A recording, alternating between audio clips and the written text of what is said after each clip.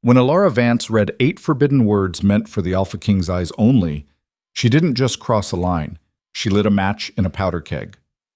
Now trapped between power players who would kill to protect their secrets, this sharp-tongued outsider must decide: stay silent and survive, or speak truth and burn the whole kingdom down. Stay until the end to see how one reckless moment transforms an invisible woman into the most dangerous player at court. And if you're watching from anywhere in the world, drop your city in the comments below. Let's see where this story is taking us tonight. Hit that like button if you're ready for betrayal, romance, and a woman who refuses to play by anyone's rules. The festival was too loud, too bright, and Elara Vance wanted no part of it. She stood at the edge of the great square, arms crossed, watching the kingdom's elite parade through the lantern-lit streets like peacocks drunk on their own feathers. Musicians played, dancers spun. Wine flowed from fountains erected specifically for this night, the Harvest Moon Festival. When even the poorest subjects pretended the frontier kingdom of Drakemore wasn't slowly eating itself alive, Elara didn't pretend. She never had. That's why she was here, on the margins, instead of inside the palace courtyard where the real celebration happened. "You could at least smile," Mira said beside her, adjusting the cheap ribbons in her hair. "It's a festival, not a funeral." "Could have fooled me," Elara muttered. "Half these people are one bad harvest from starving, and they're celebrating a king who hoards grain like it's gold." Mira winced. "Would you keep your voice down? Just once? Why? You think he's listening?" Elara gestured toward the palace, where Alpha King Lucian Drake held court behind walls so thick even screams couldn't escape. "He doesn't care what we think. None of them do." That was the truth of Drakemore. In the frontier kingdoms, strength was currency, and reputation was survival. You either had power or you served it. There was no middle ground, no mercy for those who couldn't prove their worth. Elara had neither power nor the sense to keep quiet about it. "I'm going inside," Mira said, smoothing her skirt. "Corvin said he'd sneak me into the servants' entrance. We can see the dancing from the gallery." "Have fun bowing and scraping." Mira shot her a look, half pity, half exasperation, then disappeared into the crowd. Elara watched her go, then turned away from the square entirely. The festival would rage until dawn. She'd rather walk the empty streets than watch people celebrate their own chains. She moved through the narrow alleys behind the merchant quarter, where the lantern light didn't reach and the cobblestones were slick with things she didn't want to identify. The noise faded behind her. Out here, the kingdom showed its real face: crumbling walls, rotting wood, desperation. This was the Drakemore they didn't talk about in court. Elara had grown up in these streets. Daughter of a disgraced scholar who'd spoken too freely and died too young, she'd learned early that words had weight in this kingdom. The wrong ones could cost you everything. She'd inherited his sharpness, his inability to look away from injustice, and absolutely none of his survival instincts. She was nearly to the old market when she heard voices, low, urgent, coming from the alley to her left. Elara slowed. 2 figures stood in the shadows, close together. One wore the dark leather of palace guard. The other was cloaked, face hidden. "Can't keep doing this," the guard hissed. "If anyone finds out, they won't." The cloaked figure pressed something into the guard's hand. "Just get it to the place we discussed, tonight, before the king retires." The guard hesitated, then pocketed whatever it was. "This is the last time. It's always the last time with you." The guard turned and strode away, boots echoing on stone. The cloaked figure waited a moment, then moved in the opposite direction, straight toward Elara. She pressed herself against the wall, holding her breath. The figure passed within arm's reach, and for just a second, the hood shifted. Elara caught a glimpse of pale skin, dark eyes, expensive rings. Nobility. Definitely nobility. The figure disappeared around the corner. Elara stayed frozen another 10 seconds, heart hammering. Whatever she'd just witnessed wasn't festival business. That had been a transaction, a secret one. "Not your problem," she told herself. "Walk away." But curiosity was her father's other gift to her, the one that had gotten him killed. She moved down the alley where the guard had gone, following at a distance. He walked quickly, purposefully, cutting through side streets with the confidence of someone who knew exactly where he was going. The palace. Of course it was the palace. Elara should have turned back, should have gone home, bolted her door, forgotten what she'd seen. Instead, she followed him through the servants' gate, left carelessly open during the festival chaos, and into the grounds. The palace gardens were excessive even by noble standards. Sculpted hedges, imported flowers, marble fountains that probably cost more than her entire neighborhood. Lanterns hung from every tree, casting dancing shadows across manicured paths. The guard moved through them like a ghost, clearly familiar with every turn. Elara trailed behind, using the hedges for cover. Her heart was beating so hard she was sure he'd hear it. He stopped at a small stone bench near the eastern wall, partially hidden by climbing roses. He glanced around, then reached beneath the bench and pulled out a loose stone.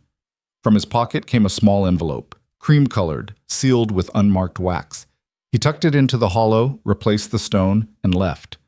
Elara waited until his footsteps faded completely. Then she moved. Every rational part of her brain screamed at her to leave. This was clearly a dead drop, clearly dangerous, clearly none of her business. But that envelope sat there like a burning coal, and Elara had never been good at leaving well enough alone. She crossed to the bench, knelt, and pulled out the stone. The envelope was smaller than she'd expected, expensive paper. No identifying marks except that blank wax seal. Just look, she thought. Just see who it's for. She turned it over. Her blood went cold. Written in elegant script across the front. For His Majesty's eyes only. His Majesty. The Alpha King. Lucian Drake himself. Elara's hands started shaking. This was bad. This was monumentally, catastrophically bad. She was holding correspondence meant for the king, obtained through what was clearly a clandestine channel. If she was caught with this, she should put it back, right now. Forget she'd ever seen it, but her fingers were already sliding under the wax seal. The letter inside was short. Just one line, written in the same elegant hand. Tonight, when the moon is highest, meet me where we first surrendered to each other. Elara read it 3 times. 8 words that changed everything. Meet me where we first surrendered to each other. This wasn't political correspondence. This wasn't a report or a petition or official business. This was a love letter. Someone in the palace, someone with enough access to use secret channels and palace guards, was having an affair with the king. Elara's mind raced. Lucian Drake was unmarried, had been for his entire reign. He'd rejected every alliance proposal, every attempt to bind him through marriage. The noble families had been circling him like sharks for years, but this letter suggested he wasn't alone. Surrendered to each other. That was intimate language, vulnerable language, dangerous language for a king whose power depended on appearing untouchable. And someone had just left it in a dead drop in the garden. Well, well, Elara spun. A man stood 3 feet away, and she had no idea how long he'd been there. He was tall, broad-shouldered, dressed in dark clothing that probably cost more than her house. His face was sharp angles and controlled stillness, the kind of face that revealed nothing unless he wanted it to. But his eyes, pale gray, almost silver in the lantern light, those were a predator's eyes. Elara knew who he was. Everyone in Drakemore knew that face. Lucian Drake, the Alpha King, and she was holding his private correspondence. Her voice came out strangled. You weren't reading my mail. Lucian's tone was soft, almost conversational. That made it worse. Because from where I'm standing, that appears to be exactly what you were doing. Elara's survival instincts finally kicked in. She thrust the letter toward him. I'm sorry, I didn't mean to. I was just walking and I saw... You saw my guard make a dead drop, followed him into the palace grounds, waited for him to leave, and then opened sealed correspondence addressed to me. Lucian didn't take the letter. That's quite a lot of didn't mean to. I was curious. The words were out before she could stop them. Lucian's eyebrow lifted a fraction. Curious? Yes. Elara's fear was rapidly being replaced by something more familiar, the inability to shut up when she should. Someone was sneaking around during a festival, passing secrets to a palace guard, using hidden drops like something out of a bad romance novel. What was I supposed to do? Ignore it? Yes, Lucian said flatly. That's exactly what you were supposed to do. Well, I'm not good at that. Clearly. They stared at each other. Elara's hand was still extended, holding the letter between them like a white flag. What's your name? Lucian asked. Elara. Elara Vance. And what exactly were you planning to do with that letter, Elara Vance? Give it back to you. Obviously. After reading it, I only read one line. Just one? It was a short letter. Something flickered across Lucien's face. Not quite amusement, but close. You have remarkable nerve for someone currently committing treason. Is it treason if I'm trying to give it back? It's treason the moment you broke the seal. Elara's stomach dropped. I didn't think. No, you didn't. Lucien stepped closer. You followed a suspicious guard into the palace, stole private correspondence, and opened it. Those are 3 separate offenses, each of which could get you executed. Are you going to execute me? I'm considering it. That seems excessive for curiosity. Curiosity. Lucien took the letter from her hand, his fingers brushing hers for just a second. Is that what you call espionage in the lower quarters? I'm not a spy. Then what are you? Unlucky, Elara said, and apparently very stupid. This time, Lucien definitely almost smiled. You're certainly not a courtier. They know better than to insult themselves in my presence. I'm not insulting myself. I'm being honest. Elara met his eyes, despite every instinct telling her to look away. I shouldn't have opened your letter. It was wrong, but I'm not a spy, and I'm not working for anyone. I'm just someone who makes bad decisions when she's bored. That's a terrible defense. I don't have a better one. Lucien studied her for a long moment. Elara forced herself to stand still, to not fidget or grovel or beg. If he was going to kill her, she'd at least die without debasing herself. You read the letter, Lucien said finally. One line.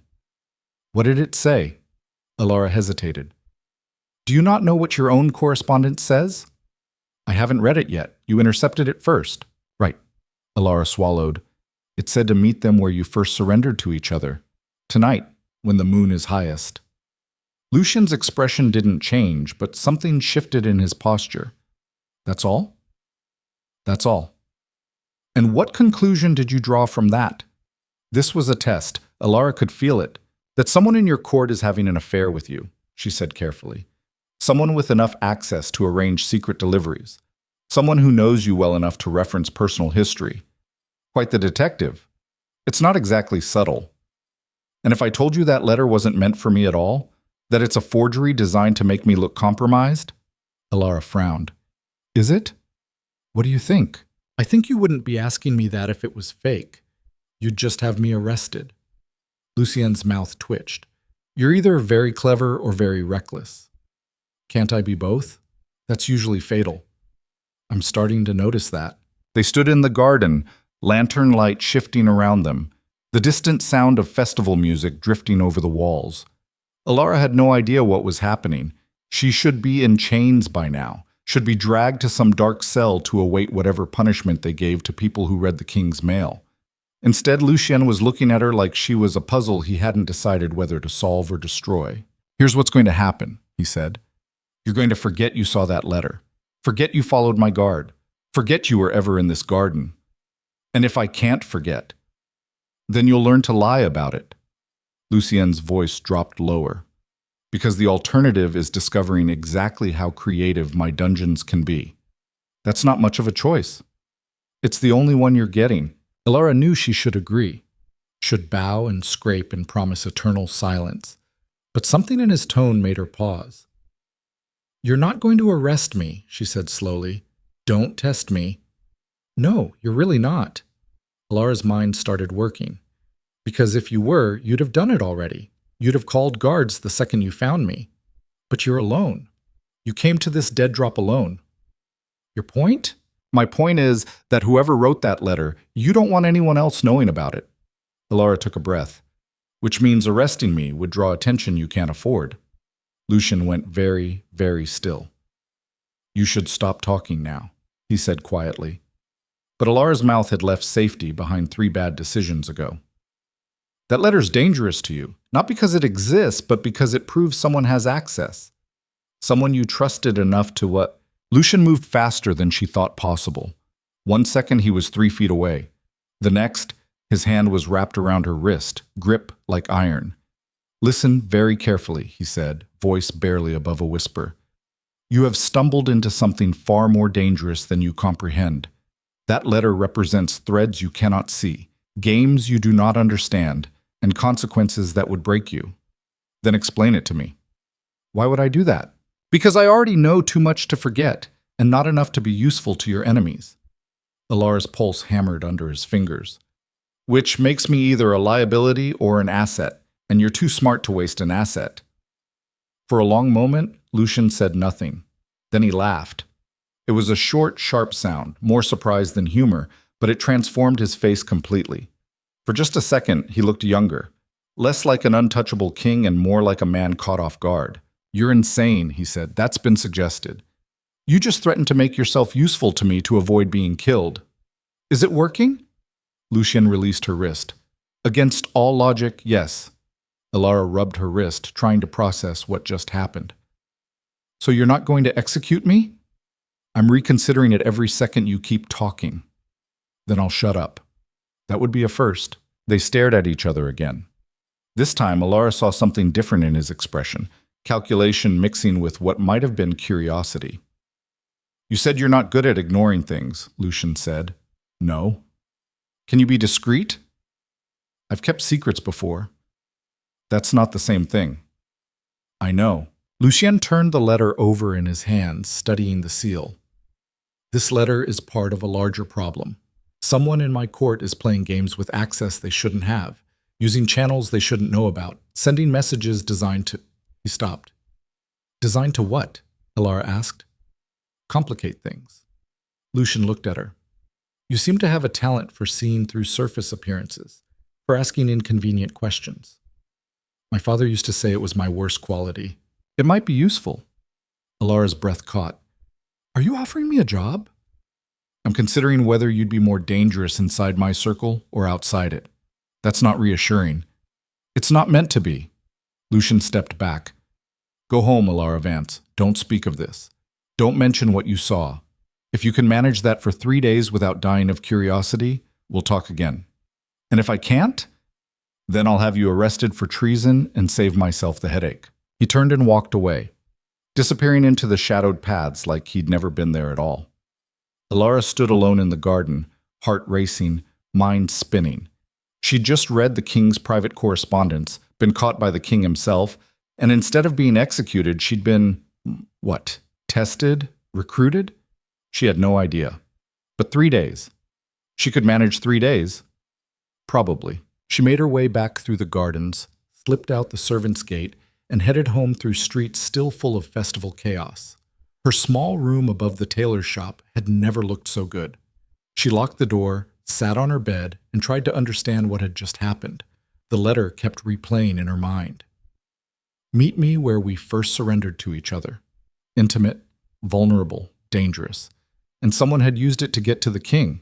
But who? Elara lay back, staring at the ceiling. 3 days, he'd said. 3 days to prove she could keep her mouth shut. It was going to be the longest 3 days of her life. She made it 18 hours. The next morning, Elara tried to go about her normal routine, working at the market stall, haggling with customers, pretending her entire world hadn't shifted the night before. It didn't work. Every conversation felt like a minefield. Every glance from a stranger made her paranoid. And Mira wouldn't stop talking about the festival. You should have been there, Mira gushed, folding linens with unnecessary enthusiasm. The dancing, the music, and oh, Elara, I saw him. Saw who? The king. He walked right through the gallery, right past us. Mira pressed a hand to her chest. He's even more intimidating up close. Elara focused very hard on arranging vegetables. Corvin said he left early, though. Just disappeared in the middle of the celebration. No announcement, no explanation. Everyone was talking about it. Because he'd been in the garden, catching her. Strange, Elara managed.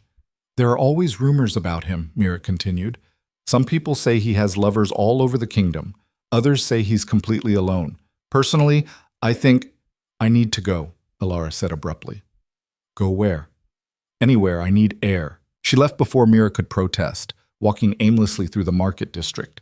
But even here, she couldn't escape it. Every conversation she overheard seemed to circle back to the king, the palace, the mysterious ways of the court. 3 days, she reminded herself. Just 3 days of normal. She was passing the old fountain when someone fell into step beside her. You look troubled. Elara jumped. The woman next to her was tall, elegant, dressed in deep blue silk that marked her as nobility. Her face was beautiful in a sharp, calculated way. High cheekbones, dark eyes, a smile that didn't reach past her lips. "I'm fine," Elara said. "Of course you are." The woman's smile widened. "But you were at the palace last night, weren't you, during the festival?" Every nerve in Elara's body went on alert. "No." "Really? I could have sworn I saw someone matching your description near the Eastern Gardens." The woman tilted her head. "Though perhaps I was mistaken." This was a threat, wrapped in pleasantries, but a threat nonetheless. "You were mistaken," Elara said evenly.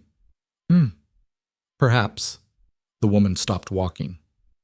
A word of advice from someone who knows the palace well.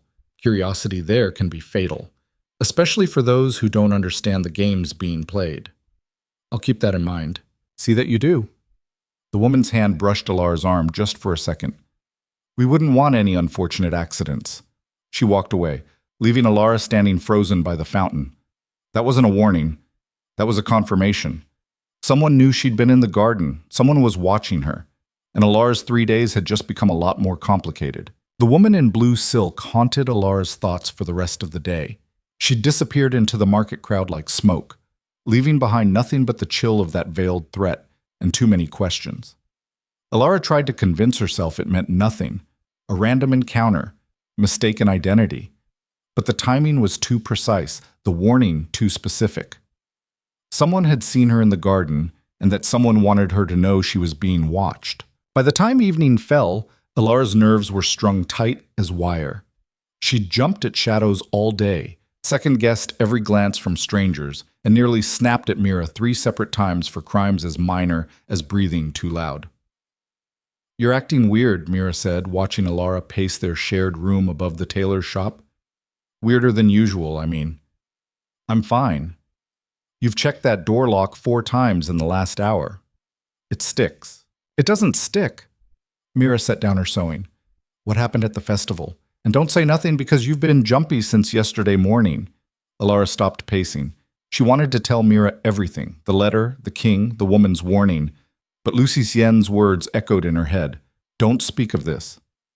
"I just had too much wine," Elara said. "Made some questionable choices." "That's not new." This time they were particularly questionable. Mira studied her for a long moment, then sighed. "Fine, keep your secrets. But whatever you did, maybe try not doing it again." If only it were that simple. Elara barely slept that night. Every creak of the building made her bolt upright. Every footstep in the street below had her reaching for the knife she kept under her pillow. A small blade. Barely useful, but it made her feel slightly less helpless. Morning came gray and cold. Elara dragged herself to the market, feeling like she'd been awake for days. The stalls were just opening, vendors setting up their wares with the practiced efficiency of people who'd done this 1,000 times. She was arranging fabric samples when she felt it, that crawling sensation of being watched. Elara turned slowly. A man stood 3 stalls down, pretending to examine pottery. He wore plain clothes, nothing distinctive, but something about his posture screamed palace guard trying to blend in. He was too alert, too aware of his surroundings, and he was definitely watching her. Elara's heart kicked up. She forced herself to turn back to the fabric, hands shaking slightly as she folded a piece of linen. The man didn't move, just stood there, a silent presence at the edge of her vision. 2 days, she thought desperately. Just 2 more days. "Elara Vance?" She spun. Another man stood directly behind her, older, weathered face, wearing the dark leather that marked him as palace official. Not a guard, something higher. "Yes?" "You're wanted at the palace." The words dropped like stones into still water. "I don't understand," Elara said, though she understood perfectly. "The king requests your presence, immediately." The market around them had gone quiet. Vendors watched with naked curiosity. Mira, 2 stalls over, looked like she might faint. This was it. Either Lucien had changed his mind about giving her 3 days, or someone else had forced his hand. Either way, Elara was about to find out exactly how serious he'd been about those creative dungeons. "Now?" she managed. "Now." There was no refusing, not publicly, not when half the market was watching. Elara untied her apron with numb fingers. I'll need to... Now, the official repeated. She followed him through the market, past the staring crowds, into a carriage that definitely wasn't meant for people like her. The interior was all dark wood and velvet cushions. Elara perched on the edge of the seat, trying not to touch anything. The official sat across from her, silent and unreadable. Am I being arrested? Elara asked. Not currently. That's not reassuring. It wasn't meant to be. They rode in silence through the lower quarters, past the festival debris still littering the streets, through the merchant district and into the noble quarter where the buildings were actually maintained and the streets didn't smell like rot. The palace loomed ahead, all stone and sharp angles and windows like watchful eyes. Elara had never been inside. She'd lived her whole life in its shadow, but crossing those gates had always been as impossible as touching the sky. Until now. The carriage stopped at a side entrance. The official led her through corridors that seemed designed to disorient. Twisting paths, identical doors, servants appearing and disappearing like ghosts. Elara tried to memorize the route but gave up after the fourth turn. They stopped at a heavy wooden door. The official knocked twice. Enter, came Lucian's voice from inside. The official opened the door, gestured Elara through, and left without another word. Elara stepped into what appeared to be a private study. Books lined the walls, maps covered a large table, and morning light streamed through tall windows overlooking the gardens. The room smelled like leather and old paper and something else, smoke maybe, or expensive liquor, or... Lucian sat behind the desk, reading what looked like official correspondence. He didn't look up. Close the door, he said. Elara did. Sit. She sat in the chair across from him, acutely aware of how out of place she looked. Her clothes were clean but worn, patched in places. Her hands bore the calluses of someone who worked for a living. Everything about her screamed common. Lucien set down the letter he'd been reading and finally looked at her. You lasted 18 hours, he said. Elara's stomach dropped. I didn't tell anyone. No, but you were noticed. He pulled another letter from the stack on his desk and slid it across to her. Read it. Elara picked it up. The handwriting was different from the love letter, sharper, more aggressive. Your Majesty, it has come to my attention that a commoner was seen trespassing in the palace gardens during the harvest festival. This individual appears to have accessed restricted areas. I recommend immediate investigation to ensure no breach of security occurred. Respectfully, Lady Davina Thorne, the woman in blue silk. She saw me, Elara said quietly. Several people saw you, but Lady Thorne is the only one who felt compelled to report it. Lucian leaned back in his chair. She's also, conveniently, one of the primary suspects in my ongoing investigation. Investigation? That letter you found wasn't the first. It was the fifth in a series of increasingly bold attempts to, he paused, compromise my position. Love letters as blackmail? Love letters as proof of vulnerability, of distraction, of weakness. Lucian's voice was flat, controlled. The frontier kingdoms respect strength above all else. A king who appears compromised by emotion is a king who can be manipulated, overthrown. Elara absorbed this. But you're not actually involved with whoever's sending them. No. So someone's creating false evidence. Yes. And they're using secret channels to make it look authentic. Correct. Elara set the letter down. Why are you telling me this? Because Lady Thorne reporting your presence creates an opportunity. Lucien stood and walked to the window. She's trying to draw attention to potential security breaches, which means she's worried about something being discovered, worried enough to risk pointing fingers. You want to use me as bait. I want to use you as a variable she can't predict. He turned to face her.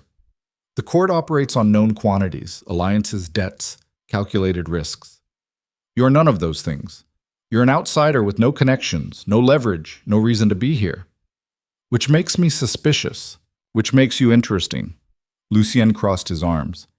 If I bring you into the palace, give you access and visibility, it will force reactions. People will wonder why. They'll investigate you, threaten you, try to recruit or eliminate you depending on what they think you represent. That sounds terrible. It will be. Elara stood. And what do I get out of becoming your human shield? Protection, resources, and answers to the questions you're too curious to leave alone. He wasn't wrong about that last part. I could die, Elara said. Yes. You're not even trying to sugarcoat this. Would you prefer I lie to you? Honestly? A little. Lucien almost smiled. Here's the truth. You're already involved. Lady Thorne knows your face. She's connected enough to have you followed, harassed, or worse. You can accept my offer and have some protection, or you can refuse and take your chances alone. Elara wanted to argue, to find a third option, to tell him to handle his own court intrigue. But she'd lived in Drakemore long enough to recognize a losing position when she saw one. What would I have to do? She asked. Exactly what you're good at. Be observant, ask uncomfortable questions, and refuse to act appropriately submissive. That's not a skill set. That's just my personality. I know. Lucien returned to his desk. You'll be assigned quarters in the palace. Publicly, you'll be listed as a consultant for the Royal Archives. Your father was a scholar, so it's plausible enough. Privately, you'll attend court functions, interact with the nobility, and report anything unusual.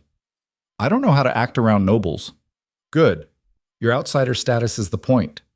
They'll eat me alive. Probably. He met her eyes. But you'll be alive long enough to notice who's holding the silverware. It was a terrible plan.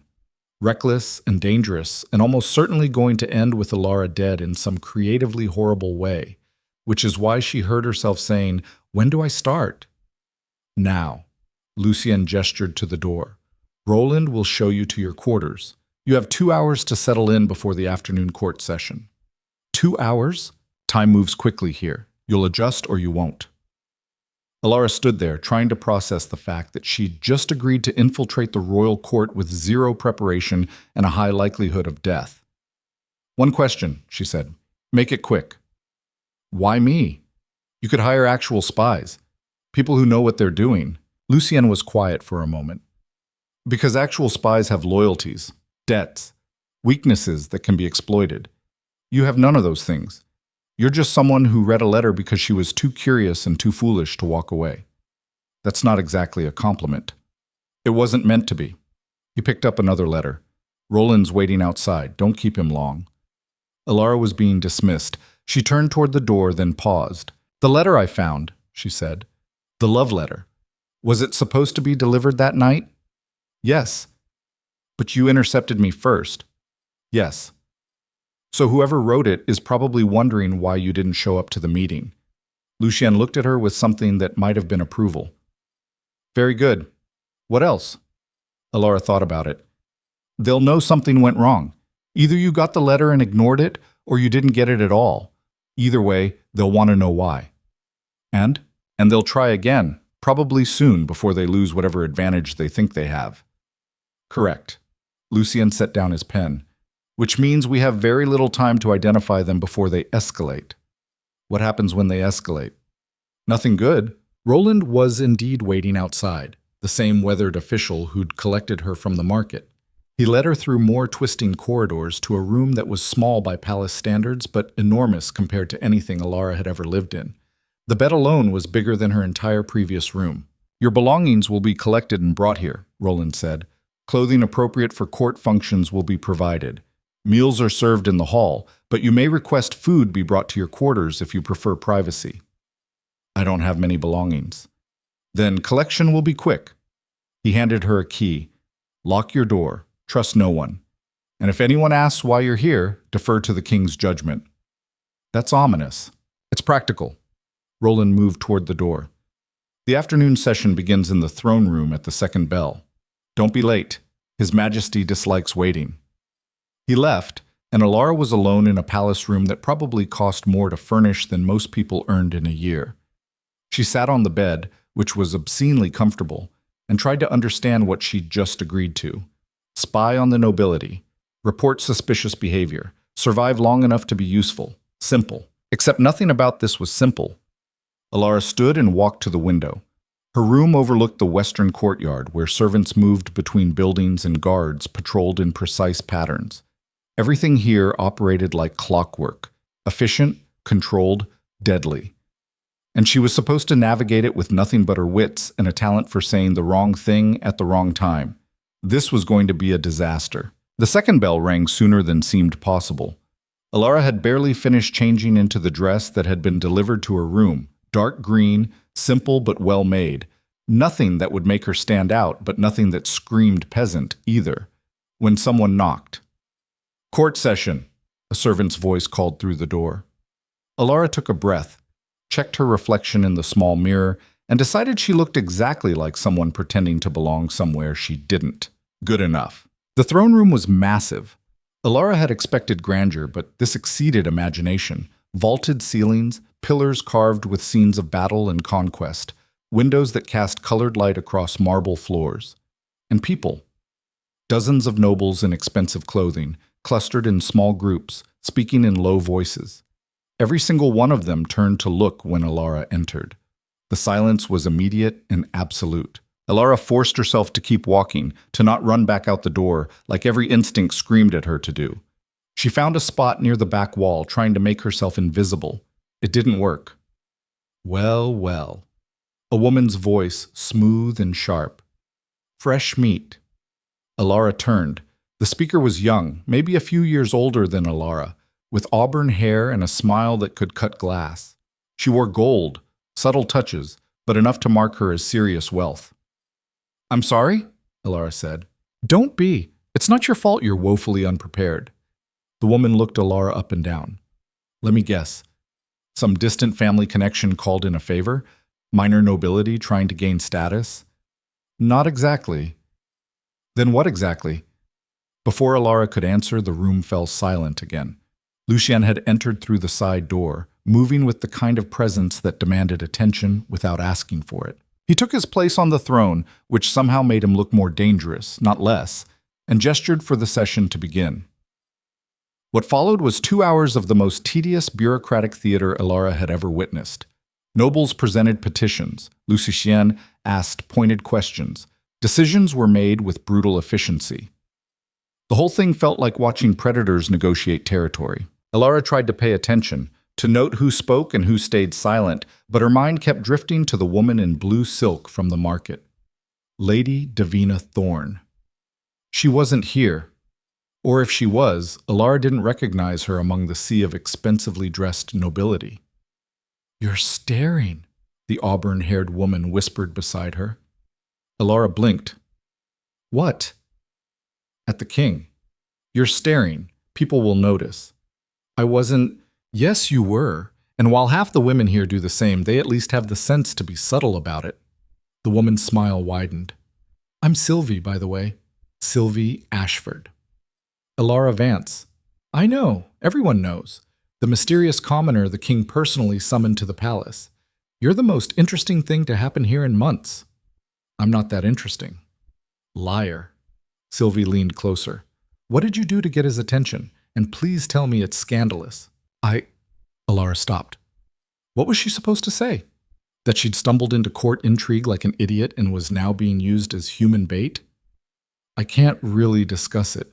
"Oh, it is scandalous." Sylvie looked delighted. "This is perfect. You're going to make the next few weeks so much more entertaining." Before Elara could respond, Lucien's voice cut through the room. "Lady Ashford, perhaps you'd like to share your conversation with the entire court." Sylvie straightened immediately. "My apologies, Your Majesty. Simply welcoming our newest arrival." "How generous." Lucien's gaze shifted to Elara. "Miss Vance, since you're here, perhaps you'd care to observe properly. The front, not the back." Every eye in the room turned to her. Elara's pulse spiked. This was a test. A very public test. She walked forward, feeling like she was approaching an execution. The nobles parted slightly, making a path, but not making it easy. Someone's foot was definitely positioned to trip her, but Elara stepped over it without looking down. She stopped a respectful distance from the throne. "Closer," Lucien said. Elara moved closer. "Your Majesty requested my presence?" she said, proud that her voice only shook slightly. "I did. Tell me, Miss Vance, what do you make of Lord Brennan's petition?" Elara's mind went blank. She had no idea who Lord Brennan was or what he'd petitioned for. She'd been too busy trying not to panic. She swallowed. I'm afraid I wasn't paying close enough attention, Your Majesty. A ripple of laughter went through the court. Lucien's expression didn't change. Then perhaps you should start. It was a dismissal and a warning rolled into one. Elara returned to her spot at the back, face burning. Sylvie gave her a sympathetic look that somehow made it worse. The session dragged on another hour. By the time Lucien finally dismissed everyone, Elara felt wrung out like old laundry. She was heading for the door when Roland appeared at her elbow. His Majesty requests a word. Private study. Of course he did. Elara followed Roland back through the maze of corridors to Lucien's study. He was already there, pouring himself something amber from a crystal decanter. That was humiliating, Elara said, the moment Roland closed the door. That was necessary. Lucien didn't offer her a drink. You needed to be seen, to be noticed, to become a fixture people stop questioning. You could have warned me. No. Your genuine discomfort sold it. He took a sip. Lady Ashford took to you immediately. That's useful. She thinks I'm sleeping with you. Half the court thinks that. The other half thinks you're a spy for a rival kingdom. Let them speculate. Uncertainty breeds mistakes. Elara dropped into a chair without being invited. This is insane. This is politics. They're the same thing. Lucien almost smiled at that. How was your first taste of court? Tedious, terrifying, surprisingly boring in between the terror. That's accurate. He set down his glass. You'll attend the dinner tonight. Formal affair. All the major families. Wear something appropriate. I don't have anything appropriate. It's been handled. The dress will be in your room. Lucien moved to his desk. And Elara? At dinner, be yourself. Don't try to act like them. Your differences are the weapon, not a weakness. That doesn't make sense. It will. She was being dismissed again. But before she left, one more question burned in her mind. The woman from the market, Elara said. Lady Thorne. Will she be at dinner? Lucien looked up. Yes. Why? Because she threatened me, and I'd like to know what I'm walking into. You're walking into a room full of people who see you as either an opportunity or a threat. Lady Thorne is simply more direct about it than most. He picked up a letter. Watch her. Watch everyone. And remember, in this court, the person smiling at you is often the one holding the knife. The dinner was worse than Elara imagined. The dress waiting in her room was beautiful. Deep burgundy, well-fitted but not scandalous. Expensive enough to belong, but not so expensive she'd look like she was trying too hard. Someone understood social dynamics very well. Probably Roland. The dining hall was another exercise in overwhelming grandeur. Long tables loaded with more food than Elara had seen in her entire life.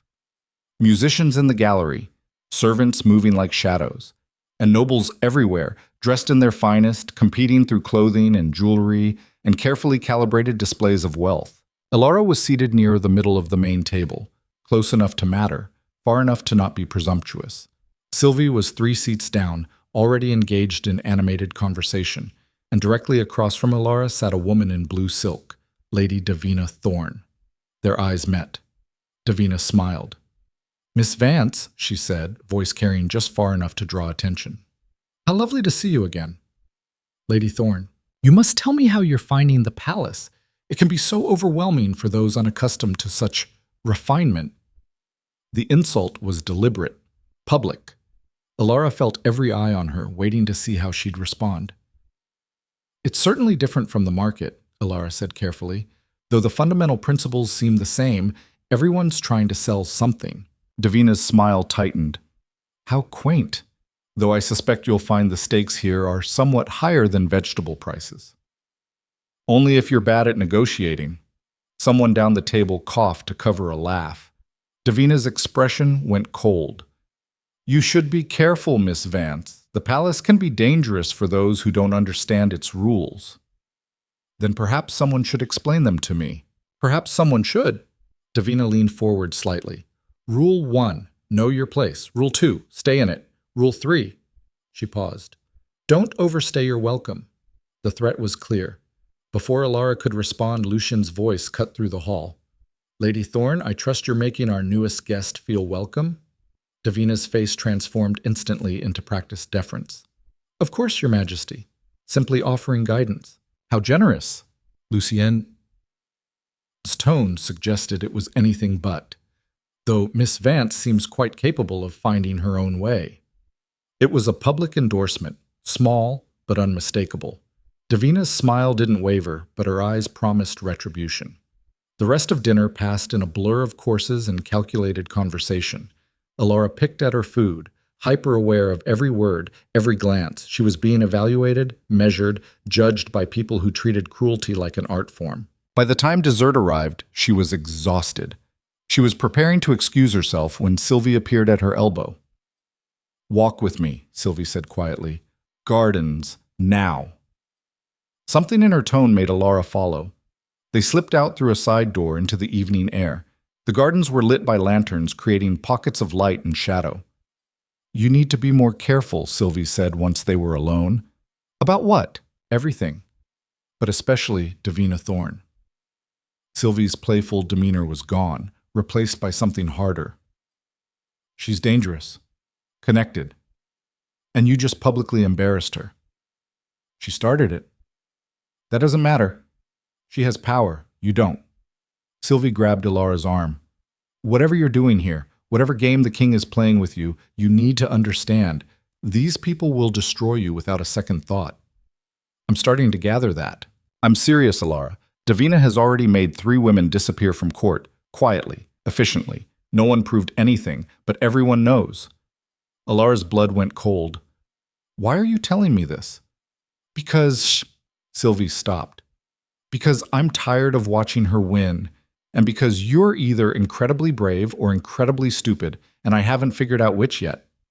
"Probably both," Sylvie laughed, short and sharp. "Yeah, probably." They walked in silence for a moment, deeper into the gardens. Elara recognized this area, near the eastern wall, near where she'd found the letter. "Sylvie," Elara said slowly, "how well do you know the palace? The less public parts?" "Well enough. Why?" "If someone wanted to pass messages secretly, where would they do it?" Sylvie's expression shifted. "You're asking about dead drops?" "Yes." "Why would you possibly need to know that?" Elara hesitated. Trust was a commodity she couldn't afford to spend carelessly. But she needed information, and Sylvie seemed genuinely concerned for her survival. "I'm trying to understand how things work here," Elara said carefully. "The unofficial channels." Sylvie studied her for a long moment. "You're in deeper than I thought." "That seems to be a theme. There are several locations, old servant passages mostly, places the guards don't patrol regularly." Sylvie pointed toward a cluster of hedges. "That area there, for instance, behind the statues. Easy access from multiple directions, good sight lines to see anyone approaching." Elara looked where she indicated. "Who uses them?" "Everyone who wants to keep secrets. Nobles conducting affairs. Merchants arranging deals they don't want noticed. People like—" She stopped abruptly. "People like who?" Elara pressed. "People who want the king's attention," Sylvie finished quietly, "or want to avoid it." Before Elara could ask more, voices drifted through the garden, low, urgent, coming from exactly the direction Sylvie had indicated. Both women froze. "Can't keep doing this," a man's voice said. "It's too risky." "You don't have a choice." A woman's voice. Familiar. "Unless you want your debts made public." Elara's heart hammered. She knew that voice. Lady Davina Thorne. "This isn't what we agreed to," the man protested. "The agreement changed. Now be quiet and deliver the next letter exactly as I tell you, or I'll make sure everyone knows about your gambling problem." Footsteps. Moving away. Elara and Sylvie stayed frozen behind the hedge until silence returned. "Did you just—" Sylvie whispered. "Yes." "That was—" "I know." Sylvie grabbed Elara's hand. "We need to leave, now. If she finds us here—" They hurried back toward the palace, trying to look casual despite their racing hearts. Elara's mind spun with what she'd just heard. Davina was orchestrating the letters, using blackmail to force cooperation, and she'd just threatened someone into delivering another one, which meant the game was still in play. They reached the palace entrance. Sylvie pulled Elara aside. "Whatever you just learned, be very careful what you do with it," Sylvie said. "Davina doesn't make idle threats. I noticed. Promise me you won't do anything stupid." Elara thought about the letter. about Lucien's investigation, about the fact that she now had concrete evidence linking Davina to the conspiracy. "I can't promise that," she said honestly. Sylvie looked at her for a long moment, then shook her head. "You're going to get yourself killed." "Probably. At least you're honest about it." Sylvie started to leave, then turned back. "For what it's worth. I hope you survive. We could use more people around here who actually say what they mean." She disappeared into the palace, leaving Elara alone in the entrance hall. Elara stood there, processing everything. She had information Lucien needed.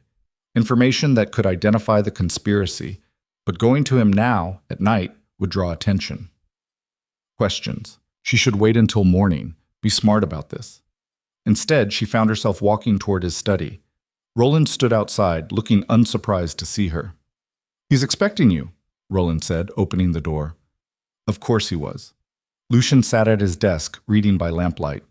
He looked up as she entered. "Lady Thorne is behind the letters," Elara said without preamble. "I just overheard her blackmailing someone into delivering another one.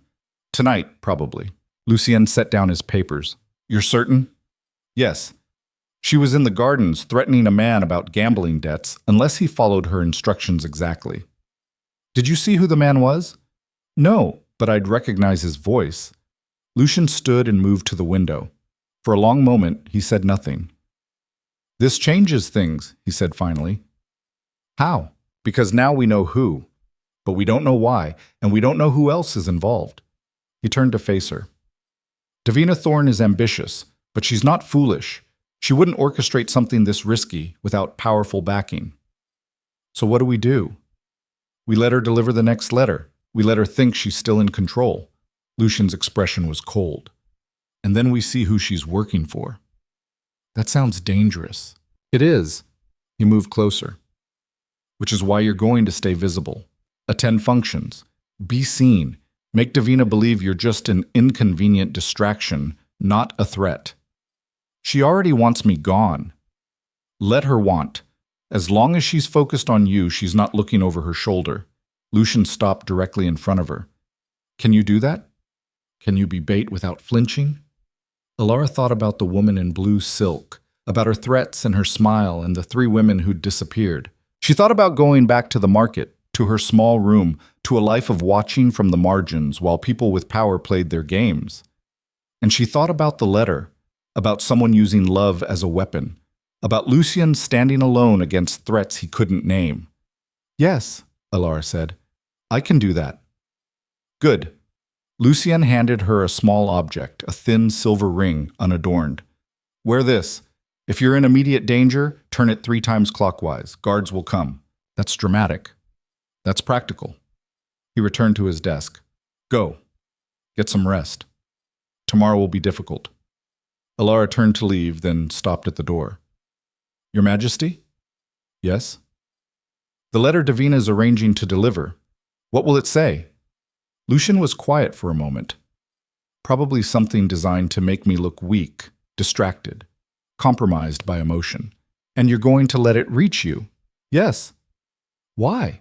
"Because sometimes the only way to end a game is to let your opponent think they're winning." His eyes met hers. "Right up until you prove they never had a chance." Elara didn't sleep. She lay in her borrowed bed, staring at the ceiling, turning that silver ring over and over in her hands. 3 times clockwise. Guards would come.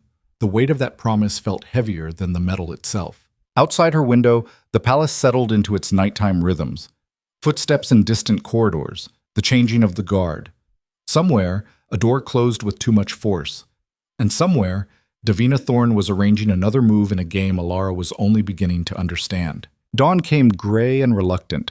Elara forced herself up, dressed in another provided outfit.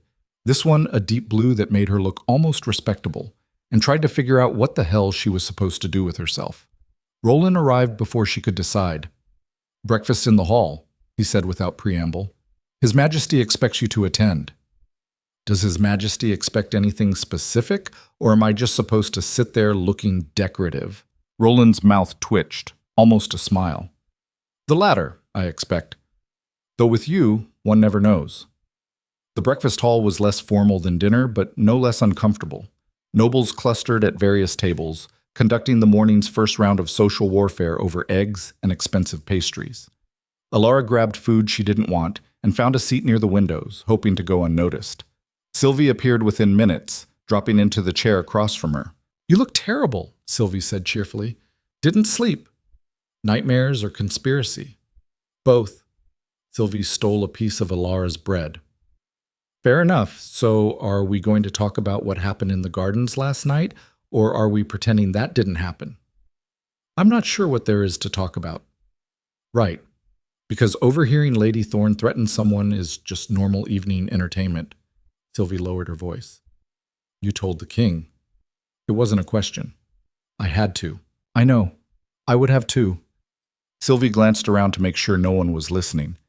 "But you need to understand, Davina will figure out someone was there. Someone heard her, and she'll come looking. Let her look." "Elara, I'm already a target, Sylvie. Being careful now won't change that." Sylvie studied her for a long moment. "You know what? I was wrong yesterday. You're not brave or stupid. You're both in exactly the worst possible combination." "That's what my father used to say." "He sounds smart." "He was. Got him killed anyway." Before Sylvie could respond, the hall went quiet. Not completely silent, but that particular kind of hush that meant someone important had arrived. Elara turned. Davina Thorne stood in the doorway, scanning the room with predatory precision. She wore white today, expensive, pristine, the kind of white that announced you had servants to keep it clean. Her eyes found Elara. She smiled. "Well," Sylvie muttered, "this should be interesting." Davina crossed the hall with deliberate grace, stopping at Elara's table. "Miss Vance, how delightful to see you this morning." Her voice carried just far enough. "I trust you slept well." "Well enough, thank you." "Really? You look exhausted." Davina's concern was perfectly calibrated false.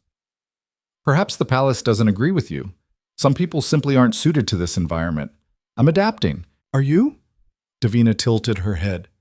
"Because from where I stand, you look rather out of your depth, lost even." Sylvie tensed beside Elara, but stayed quiet. "I appreciate your concern," Elara said evenly, "but I'm managing fine." "Of course you are." Davina's smile sharpened. "Though I do hope you're being careful. The palace can be treacherous for those who don't watch their step." "Why, just last week a maid fell down the stairs. Tragic accident. She didn't survive." The threat was crystal clear. Elara felt her pulse spike but forced her expression to stay neutral. "I'll be sure to watch where I'm going." "See that you do." Davina's gaze flicked to Sylvie. "And perhaps choose your friends more wisely. Bad company can lead to unfortunate consequences." She walked away, leaving a wake of tension behind her. "That was," Sylvie started. "A warning," Elara finished. "A very public one." "She's escalating." "Yes." "Elara, maybe you should—" "What? Leave? Hide?" Elara stood, appetite completely gone. "That's exactly what she wants, for me to disappear quietly." "Would that be so terrible, compared to disappearing violently?" It was a fair question, and part of Elara, the part that remembered what caution looked like, wanted to agree, to pack her few things and run back to the market where the dangers were at least straightforward. But running meant Davina won, meant the conspiracy continued, meant Lucian faced it alone, and Elara had never been good at backing down. "I'm not leaving," she said. Sylvie sighed. "Then I guess I'm stuck keeping you alive." "You don't have to." "Yes, I do. Someone has to, and clearly you're not going to do it yourself." Despite everything, Elara felt a rush of gratitude. "Thank you." "Don't thank me yet. I might get us both killed." Roland appeared again, materializing like he'd been summoned by some invisible signal. "Miss Vance, His Majesty requests your presence in the strategy room." "Now?" "Immediately." Elara followed him through corridors she was starting to recognize, though the palace still felt like a maze designed to disorient. They stopped at a door guarded by two soldiers who nodded to Roland and stepped aside. Inside, the strategy room lived up to its name. Maps covered the walls, showing Drakemore and the surrounding frontier kingdoms. A large table dominated the center, currently occupied by Lucian and two other men. One she recognized, Commander Garrett, head of the palace guard. The other was younger, sharp-eyed, wearing the dark clothing that marked him as intelligence. All three looked up as she entered. "Miss Vance," Lucian said. "Come in. Close the door." Elara did, suddenly very aware she was the only woman in a room full of men discussing what was clearly military or security business. "You've met Commander Garrett," Lucian continued.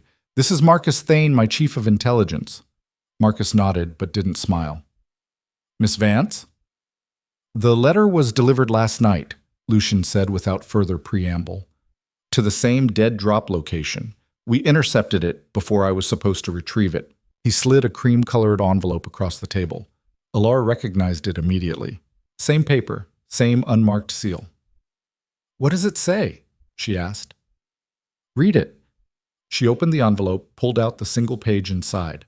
The handwriting was the same elegant script, but the message was different this time. "My love, I can no longer bear this distance between us. Meet me tonight at midnight in the old chapel. Come alone, or I'll know you don't trust me. After everything we've shared, you owe me that much." Elara read it twice. "It's bait." "Obviously," Marcus said. "But bait for what purpose?" "Assassination," Commander Garrett said bluntly. "The king shows up alone. Someone's waiting to put a knife in him."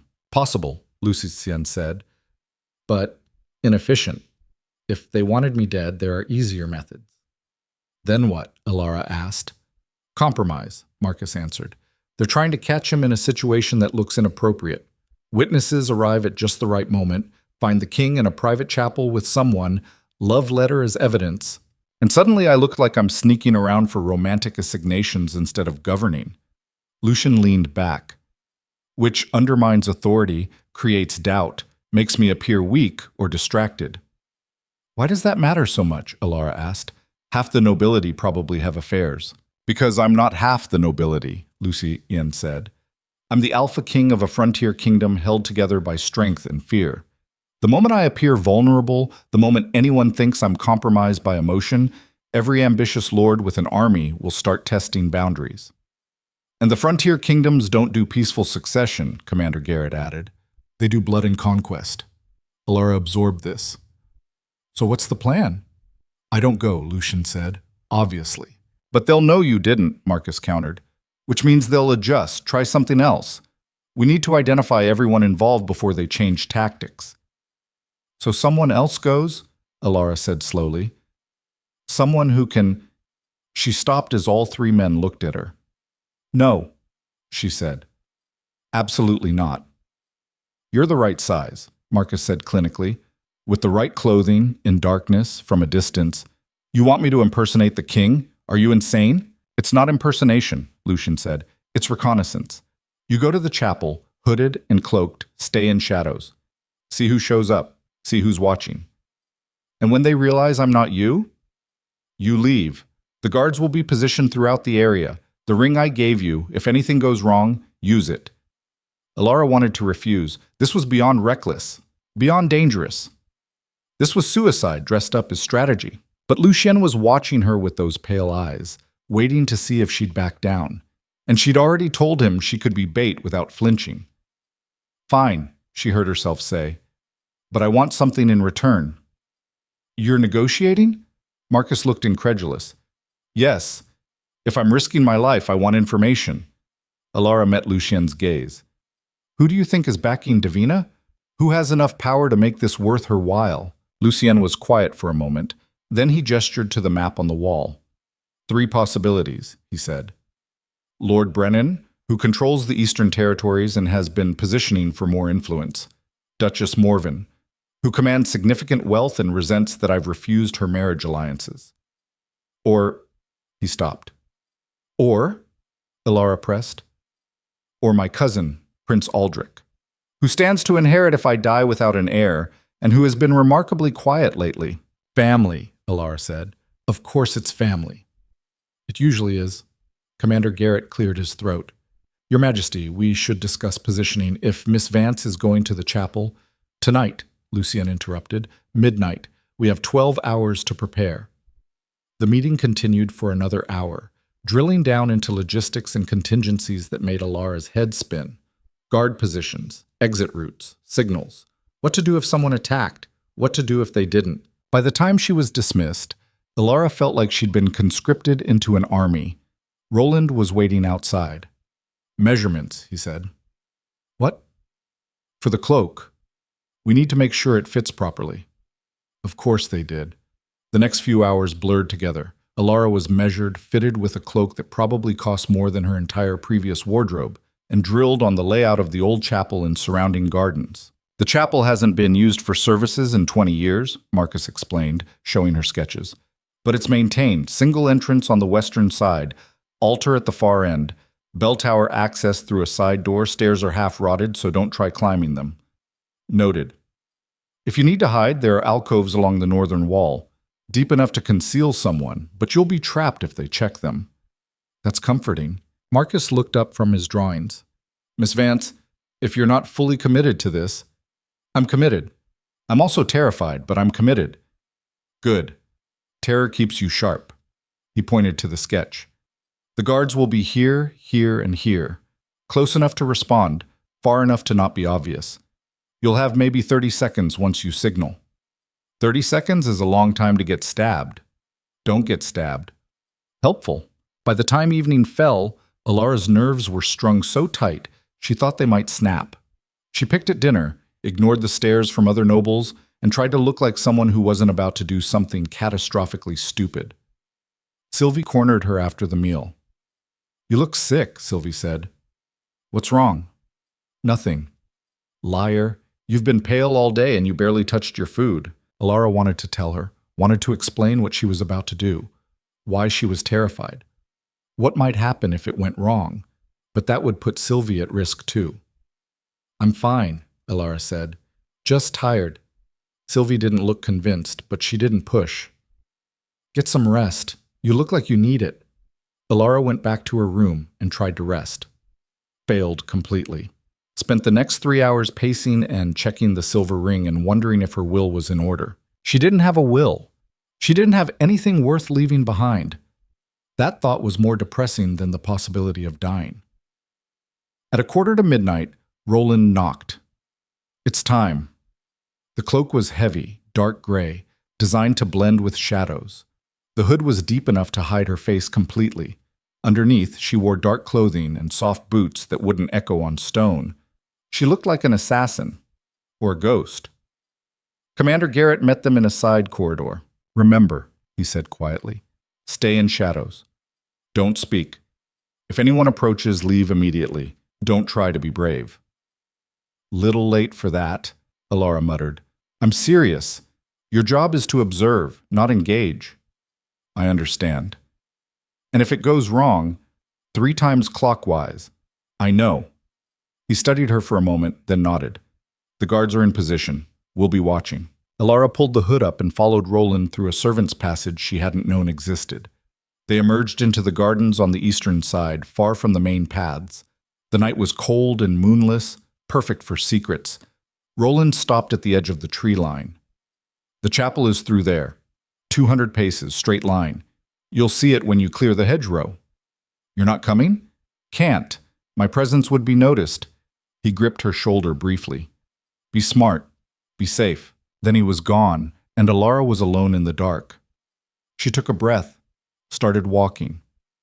The gardens at night were a different world, all shadows and strange sounds and the constant feeling of being watched. Elara's boots whispered on the grass. Every rustle of leaves made her jump. She cleared the hedgerow and saw it. The old chapel rose against the sky like a broken tooth. Stone walls, peaked roof, narrow windows that hadn't held glass in years.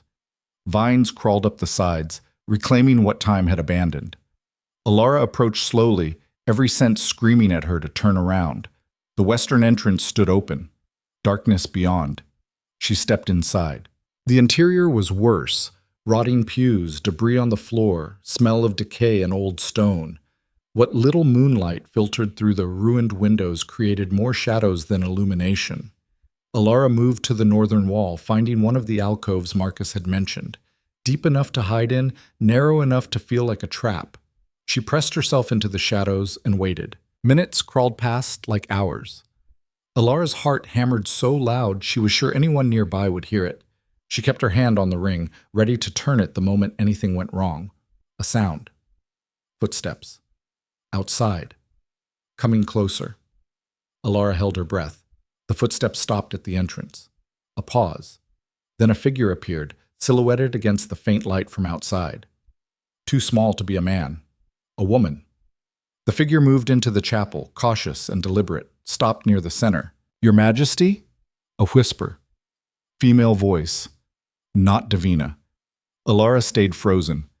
"I know you're here," the voice continued. "I can hear you breathing." That was a lie. Had to be. "Please, I need to speak with you.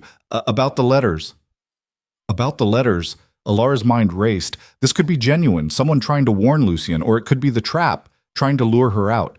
"I know it's you Lady Thorne sent," the woman said, "but I'm not part of this. I was forced to write one of the letters. She has information about my family, things that could destroy us." A second sound. More footsteps. Multiple people. The woman spun toward the entrance. "No, wait, this isn't—" Light flared. Torches. At least 6 people pouring into the chapel, led by someone Elara recognized even in the flickering light. Davina Thorne. Well, Davina said. "Not quite who we expected, but this is interesting nonetheless." The woman in the center stumbled backward. "Lady Thorne, I swear I didn't—" Quiet. Davina's attention swept the chapel. "Though you're not alone, are you? Someone else is here. Someone who is supposed to be the king." Elara's pulse spiked. She pressed deeper into the alcove. "Search it," Davina ordered. The guards moved through the chapel, checking behind pews, kicking aside debris. It was only a matter of seconds before they found her. Elara's hand went to the ring. 3 times clockwise. She turned it. Nothing happened. She turned it again, panic rising. Still nothing. The mechanism was stuck or broken, or she was doing it wrong, or— "Found something," one of the guards called. He was looking straight at her alcove. Elara ran. She burst from the shadows, sprinting for the entrance. But 2 guards were already there. She veered sideways, heading for the side door Marcus had mentioned, the one leading to the bell tower.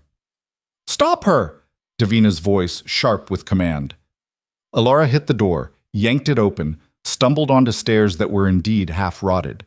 She took them anyway, 2 at a time, wood cracking under her boots. Behind her, heavy footsteps. Pursuit. The stairs ended at a platform. The bell tower stretched above, but Marcus was right. The upper stairs were completely gone. Just open air and a straight drop. Elara was trapped. She spun as 2 guards reached the platform.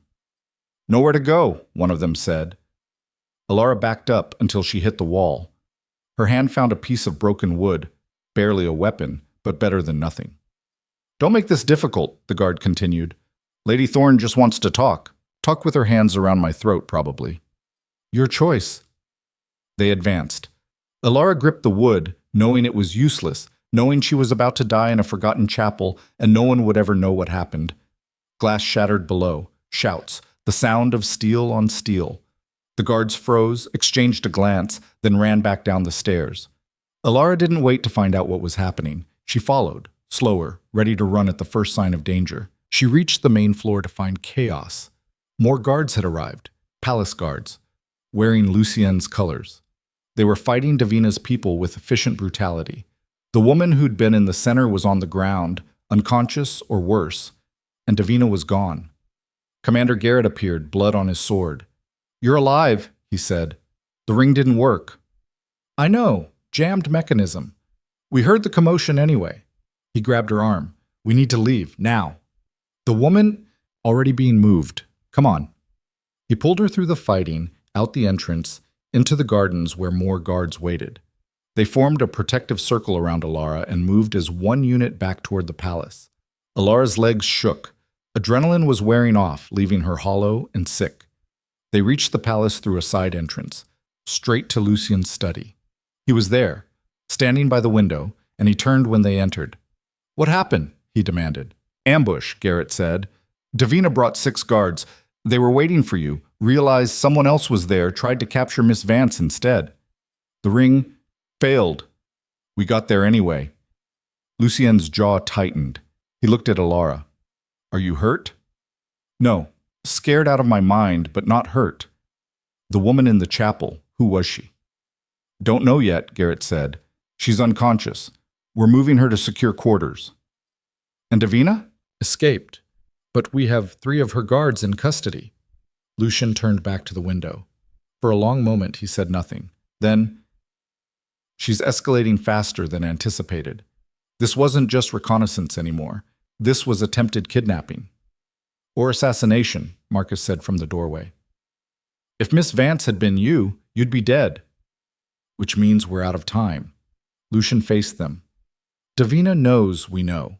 She'll move against us directly now, and she won't be subtle about it. So what do we do? Elara asked. Lucian looked at her, and something in his expression made her stomach drop. We force her hand, he said. Tomorrow night, public ball. I'll announce that I've discovered evidence of conspiracy within the court and will be revealing the guilty parties. That's suicide, Marcus protested. You'll be painting a target on yourself. I already have a target on myself. This way, I control when and where they shoot. And if they don't wait for the ball, Garrett asked, if they come for you tonight, then we'll be ready. Lucien's voice was cold. But I don't think they will. Davina's smart. She'll want the public spectacle, the chance to humiliate me before she destroys me. He looked at Elara again. And you, he said, you'll be standing next to me when I make the announcement. Why? Because if you're with me, you're protected. And because, he paused, because having you there will infuriate her, make her reckless. So I'm bait again. You're a symbol of someone outside the system, untouchable by the usual leverage. Lucien stepped closer. Tomorrow night we end this, one way or another. Elara wanted to argue, to point out the 1,000 ways this could go catastrophically wrong, to suggest maybe not putting themselves in the middle of a ballroom surrounded by potential assassins. But she'd already chosen this path, already burned every safe option behind her. Okay, she said. Tomorrow night. The meeting broke up. Guards escorted Elara back to her room, stationed themselves outside her door. She sat on her bed, still wearing the dark clothing, still shaking slightly. Tomorrow night, a public confrontation. Davina, cornered and dangerous. This was either going to solve everything or get them all killed. Elara lay back, staring at the ceiling, and wondered which outcome was more likely. Somewhere in the palace, Davina Thorne was planning her next move. Somewhere, the woman from the chapel was unconscious, holding secrets she might never wake to tell. And somewhere, the real enemy, whoever was backing this conspiracy, was deciding how far they were willing to go. Tomorrow night, Elara thought. Tomorrow night, everything would burn. She closed her eyes and tried to rest, knowing sleep wouldn't come. In her hand, the silver ring sat useless and cold. Outside her door, guards changed shifts, and in the darkness beyond her window, the palace held its breath, waiting for the storm that was coming. Dawn broke cold and merciless. Elara gave up on sleep around 5, dragged herself to the window, and watched the palace grounds wake up. Servants scurried between buildings. Guards changed positions. Somewhere in the dungeons, Davina's captured men were probably being questioned with methods Elara didn't want to think about. And tonight, she'd stand in a ballroom full of vipers and wait for one of them to strike. The morning passed in a blur of preparation she didn't fully understand. People came and went from her room, seamstresses with fabric samples, Roland with schedules and instructions, guards checking sightlines and escape routes like she was a military objective instead of a person. The dress will be ready by afternoon, one of the seamstresses said, pinning fabric against Elara's shoulders. Deep emerald, His Majesty specified, with gold accents. His Majesty has opinions about my clothing? His Majesty has opinions about everything. The woman stepped back, studying her work. But he's right about the color. It'll make a statement. What kind of statement? That you belong here. That you're under his protection. She started removing pins. In this court, Miss Vance, what you wear is armor. Best make sure it fits properly. After the seamstresses left, Sylvie arrived with breakfast neither of them had appetite for. You look awful, Sylvie said, setting down the tray. Thank you. Very helpful. I'm serious. What happened last night? There are rumors flying everywhere. Fighting in the old chapel, guards arrested, someone unconscious in the medical wing. Elara wanted to tell her everything, wanted to unload the fear and confusion onto someone who might understand. But Lucien's warning echoed in her head. Trust no one. I can't talk about it, Elara said. Can't or won't? Both. Sylvie sat down hard. This is bad, isn't it? Whatever's happening, it's worse than just court politics. Yes. And you're in the middle of it. Apparently I have a talent for bad positioning. Elara! Sylvie grabbed her hand. If you need to leave, if you need help getting out of the palace, I'm not leaving. Why not? What's keeping you here that's worth dying for? It was a fair question. Elara had asked herself the same thing a dozen times since last night. Because if I leave, Davina wins, Elara said slowly. And people like her always win because people like me always run. I'm tired of running. That's not a good enough reason to die. Maybe not, but it's the one I have. Sylvie looked at her for a long moment, then sighed. You're going to get yourself killed, and I'm going to feel terrible about it. I'll try not to die just to spare your feelings. Appreciated. They sat in silence, picking at food neither wanted, until Roland knocked again. Miss Vance? The woman from the chapel is awake. His Majesty requests you attend the questioning. Elara's pulse jumped. Now? Immediately. She followed Roland through corridors she was starting to know by heart, down to a level of the palace she hadn't seen before. Secure quarters, he called them. Elara called them cells dressed up with better furniture. Lucien waited outside one of the rooms with Marcus and Commander Garrett. She's been conscious for an hour, Marcus said, but she won't talk, says she'll only speak to you. To me? Why? Because you were in the chapel, Lucien said. Because she thinks you're separate from the rest of us, outside the power structure. I am outside the power structure. Exactly, which makes you useful. He opened the door. Try to get her to trust you. We need to know what she knows before tonight. The room was small but comfortable. A bed, a chair, a window with bars so subtle you almost didn't notice them. The woman sat on the bed, wrapped in a blanket, looking fragile and terrified. She was younger than Elara expected, maybe 20. Dark hair, pale skin, eyes red from crying. You, the woman said when Elara entered. You were hiding in the chapel. Yes. They said you were bait, that you were trying to trap me. No, I was trying to trap the person using you. Elara sat in the chair, keeping distance between them. What's your name? Lena. Lena Ashford. Ashford? Elara's mind clicked. Are you related to Sylvie Ashford? My cousin. Lena pulled the blanket tighter. She doesn't know I'm here. She can't know. If she finds out what I did... What did you do? Lena looked away. I wrote one of the letters, the first one. Lady Thorne said it was just a game, a way to get the king's attention for a friend who admired him. I thought... Her voice cracked. I thought it was romantic, stupid and romantic. And then? Then she had leverage. Proof I'd forged romantic correspondence to the king. She said she'd show everyone, ruin my family's name unless I helped her with more. Little things at first, carrying messages, watching who came and went from certain rooms. And then bigger things. Yes! Tears spilled over. She made me arrange the dead drop system, made me recruit the guard who delivered the letters. She knew everything about my family, debts, scandals, things that would destroy us if they became public. Elara felt a surge of anger at Davina, but kept her voice calm. Lena, I need you to tell me who she's working with, who's backing her. I don't know. I swear I don't. She never said names, just talked about our mutual friend or the benefactor. Think. Anything she mentioned, any detail. Lena wiped her eyes. Once I heard her talking to someone. A man. I didn't see his face, but he sounded older, educated. He said something about how the Eastern Territories were ready to move when the signal came. Eastern Territories. Elara's mind raced. Lord Brennan controls those. I don't know. Maybe. Lena looked desperate. Please, you have to believe me. I never wanted anyone hurt. I just wanted to protect my family. I believe you. Elara stood. But you need to tell this to the king, everything you know. He'll execute me. He might, or he might show mercy if you help stop whatever Davina's planning. Elara moved to the door. But if you stay silent, I guarantee Davina will make sure you take the fall for everything. She left before Lena could respond. Lucien waited outside, expression unreadable.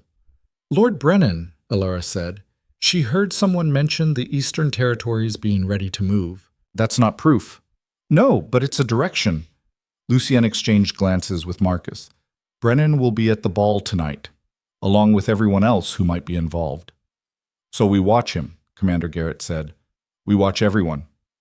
Lucien looked at Elara. Can you get Lena to testify publicly if needed? Maybe, if you promise not to execute her family. I don't make promises I can't keep. Then I can't promise she'll cooperate.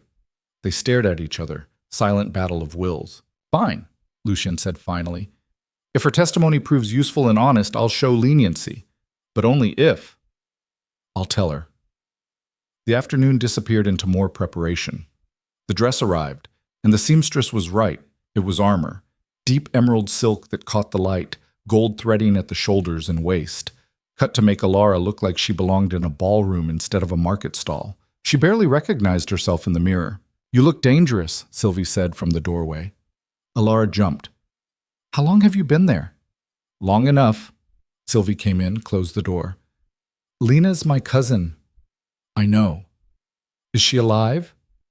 Yes. Did she do something terrible? Elara chose her words carefully. She made mistakes. She's trying to fix them. That's not an answer. It's the only one I can give right now. Sylvie's jaw tightened. After tonight, when whatever's happening happens, I want the truth, all of it. Deal. And Elara, whatever you're planning with the king, whatever statement you're making tonight, Sylvie gripped her shoulders. Don't die. I'm getting attached to you, and I hate when people I like die. I'll do my best. Your best has been pretty questionable so far. Fair point. The ball began at 8. Elara spent the hour before pacing her room, checking the new ring Roland had provided. This one guaranteed to work, and trying to remember how to breathe normally. Roland collected her at 7:30. His Majesty is waiting, he said. You'll enter with him, together. That's going to cause talk. That's the intention. They walked through corridors already filling with nobles in their finest. Elara felt their stares like physical weight. Whispers followed in her wake. Who is she? Why is she here? What's her connection to the king? Let them wonder. Lucien waited in a private antechamber near the ballroom. He wore black and silver, every inch the Alpha King, and when he turned to look at Elara, something flickered in his expression.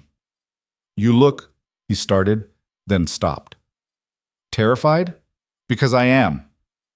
I was going to say formidable, but terrified works too. He offered his arm. Ready? Absolutely not. Good.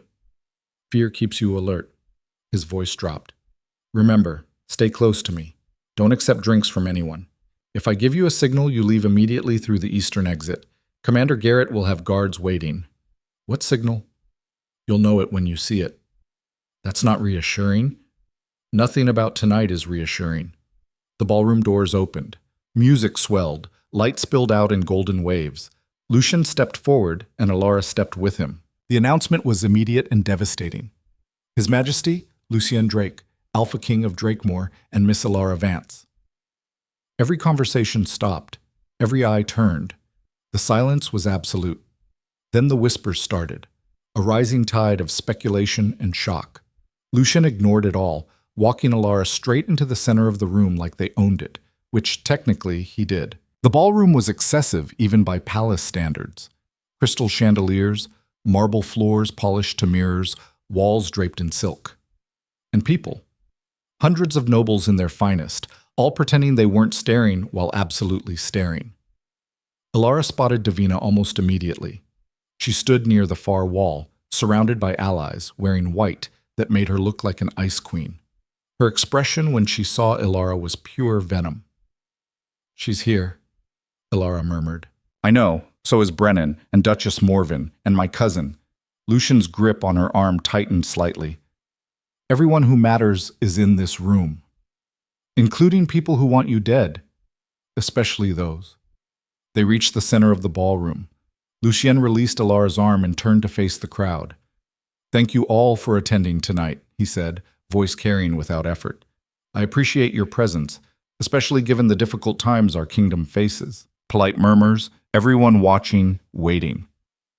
However, I must address a matter that has recently come to my attention.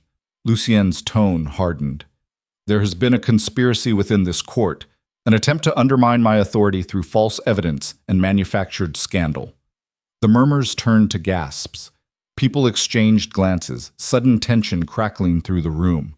I have evidence, Lucien continued. I have testimony, and I have identified those responsible. Davina's face went pale. Near the back, Lord Brennan shifted uncomfortably. Before I reveal names, I want to make something clear. Lucien's gaze swept the room.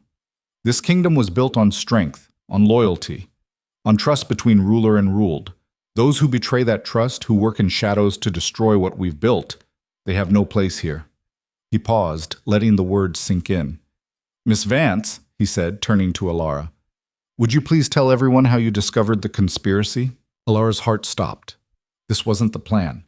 He hadn't mentioned this, but every eye was on her now, and backing down would destroy whatever credibility she had. I found a letter, she said, voice steadier than she felt. During the Harvest Festival, a letter meant for His Majesty, delivered through secret channels. When I read it, I realized it was designed to compromise him. And what did you do? Lucien asked. I brought it to His Majesty, because some things are more important than keeping quiet. Even though doing so put you at risk. Yes. Why? It was a simple question with a complicated answer. Elara thought about the woman in blue silk, about Lena crying in her cell, about all the people who stayed silent because speaking up was dangerous. Because someone had to, she said. Because if everyone who sees wrong stays quiet, nothing ever changes. The ballroom was silent. Then from near the back, someone started clapping. Sylvie. Standing alone, applauding. Others joined her. Not everyone. Not even most. But enough. Davina looked like she might shatter. Thank you, Miss Vance. Lucien turned back to the crowd. Lady Davina Thorne, step forward. Davina didn't move. Now, Lucien said, and this time it was a command. Davina walked forward, head high, defiant even now. Your Majesty, I don't know what you've been told, but I have 3 of your guards in custody, Lucien interrupted. I have testimony from your accomplice. I have the letters you forged. I have proof of blackmail, conspiracy, and attempted assassination. That's not, and I have a witness who overheard you in the gardens threatening someone to continue your scheme. Davina's eyes found Elara, pure hatred. You, she breathed. Me, Elara confirmed. You little... Enough. Lucien's voice cracked like a whip. Lady Thorne, you are hereby charged with conspiracy against the crown, forgery, blackmail, and treason. You will be held pending trial. Guards moved forward, but Davina laughed. Trial? You think this ends with me? She looked around the room. You think I acted alone? I'm just one piece, Your Majesty, just one move in a much larger game. Then tell me who's playing, Lucien said quietly. Why would I do that? Because cooperation might save your life. Davina smiled. Some things are worth dying for, like watching everything you've built burn down around you. She moved fast, faster than anyone expected. Her hand went to her bodice, pulled something small and dark. Poison. Elara lunged forward, knocking the vial from Davina's hand. It shattered on the marble floor, liquid spreading like blood. No, Elara said. You don't get to escape that easily. You're going to talk. You're going to tell everyone exactly who put you up to this. Davina stared at her, shock replacing hatred. Then she laughed again, desperate and broken. You stupid girl. You have no idea what you've done, no idea what's coming. Then enlighten us, Lucien said, but before Davina could respond, someone else spoke. She's telling the truth. Everyone turned. Prince Aldrich stepped forward from the crowd. Lucien's cousin, tall, handsome, wearing the easy confidence of someone who'd never been told no. I apologize, cousin, Aldrich said, but this has gone far enough. Lucien's expression went cold. Aldrich, what are you doing? Ending this before more people get hurt. Aldrich looked around the room. Lady Thorne was acting on my behalf. On our behalf.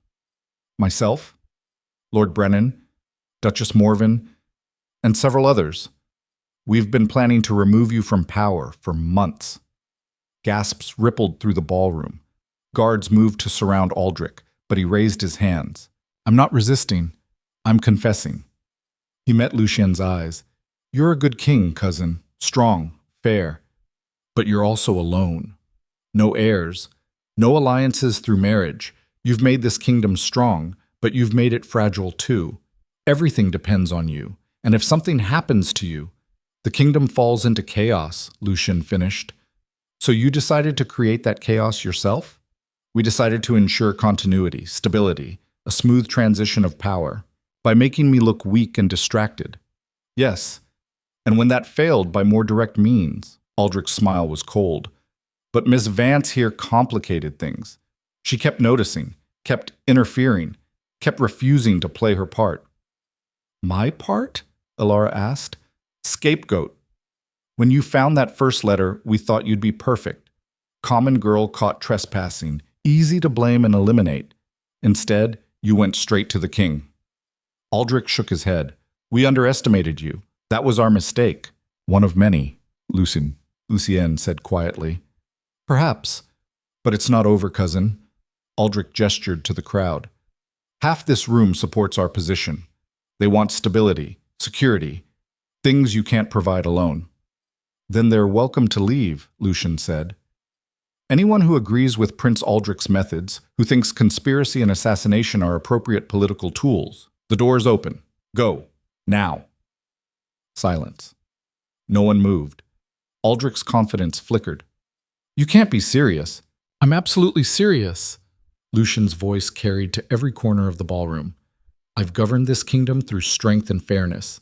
I've never asked for absolute loyalty, only honest service. But if you prefer my cousin's version, rule through fear and manipulation, you're free to follow him to the dungeons." Still, no one moved. Lord Brennan, near the back, actually stepped away from the group he'd been standing with. Duchess Morven wouldn't meet Aldrich's eyes. "It seems," Lucien said softly, "that your support isn't as solid as you thought." Aldrich's face went from confident to desperate. "You're making a mistake, all of you. Without succession, without alliance." "That's where you're wrong," Lucien interrupted. He turned to Elara. "Miss Vance, you've shown remarkable courage these past days, remarkable integrity. You've risked your life to uncover the truth, not for personal gain, but because it was right." Elara's pulse spiked. "Your Majesty—" "In a kingdom built on strength, you've proven yourself stronger than most nobles who've lived here their entire lives. You've earned a place at this court, if you choose to accept it." He was offering her legitimacy, position, protection. But there was something else in his eyes, something that made the entire ballroom hold its breath. "More than that," Lucien continued quietly, "you've proven yourself worthy of trust, of partnership, of standing beside a king." The implications crashed through the room like thunder. "No," Davina whispered. "You can't. I can do whatever I want. I'm the king." Lucien's gaze never left Elara's face. "Miss Vance, would you consider standing with me, not just tonight, but going forward, as someone I can trust absolutely, as someone who sees the kingdom as it is, not as the nobles wish it to be?" This wasn't a marriage proposal, not quite, but it was a public declaration of alliance, of value, of respect, and it changed everything. Elara looked at Lucien, at the man who'd caught her reading his mail and instead of executing her, had given her a chance, who'd trusted her with information that could destroy him, who stood alone against conspiracy and asked only for honest service. "Yes," she said, "I'll stand with you." The ballroom erupted, some in applause, some in shock, some in outrage. But it didn't matter. Lucien extended his hand, Elara took it, and every person in that room understood what had just happened. The commoner girl who'd stumbled into conspiracy had just become the king's acknowledged ally, protected, elevated, untouchable. Davina crumpled. Aldrich stared in disbelief, and Commander Garrett was already moving to arrest them both. "Take them to secure holding," Lucien ordered, "and begin questioning everyone else who was mentioned. I want names. I want proof. I want every thread of this conspiracy unraveled." Guards moved through the ballroom, efficiently separating conspirators from innocent bystanders. The ball was over, but the real work was just beginning. Hours later, after the questioning and the chaos and the dozens of nobles swearing they'd never supported Aldrich, Elara found herself back in Lucian's study. She was exhausted, terrified, exhilarated. That was insane, she said. That was necessary. Lucien poured 2 glasses of something amber and handed her one. We needed to force them into the open, make them commit publicly. Now we can dismantle the conspiracy completely. By making me your official ally. Yes. People are going to talk. Let them. Talk is better than assassination attempts. Elara took a sip. The liquor burned going down. What happens now? Trials. Probably public executions, depending on what we uncover. Restructuring of court positions, and a very thorough review of who can be trusted. Lucian sat down across from her. You realize your life just changed completely.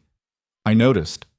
You'll have quarters in the palace permanently, a position on my council, guards, resources, everything you need.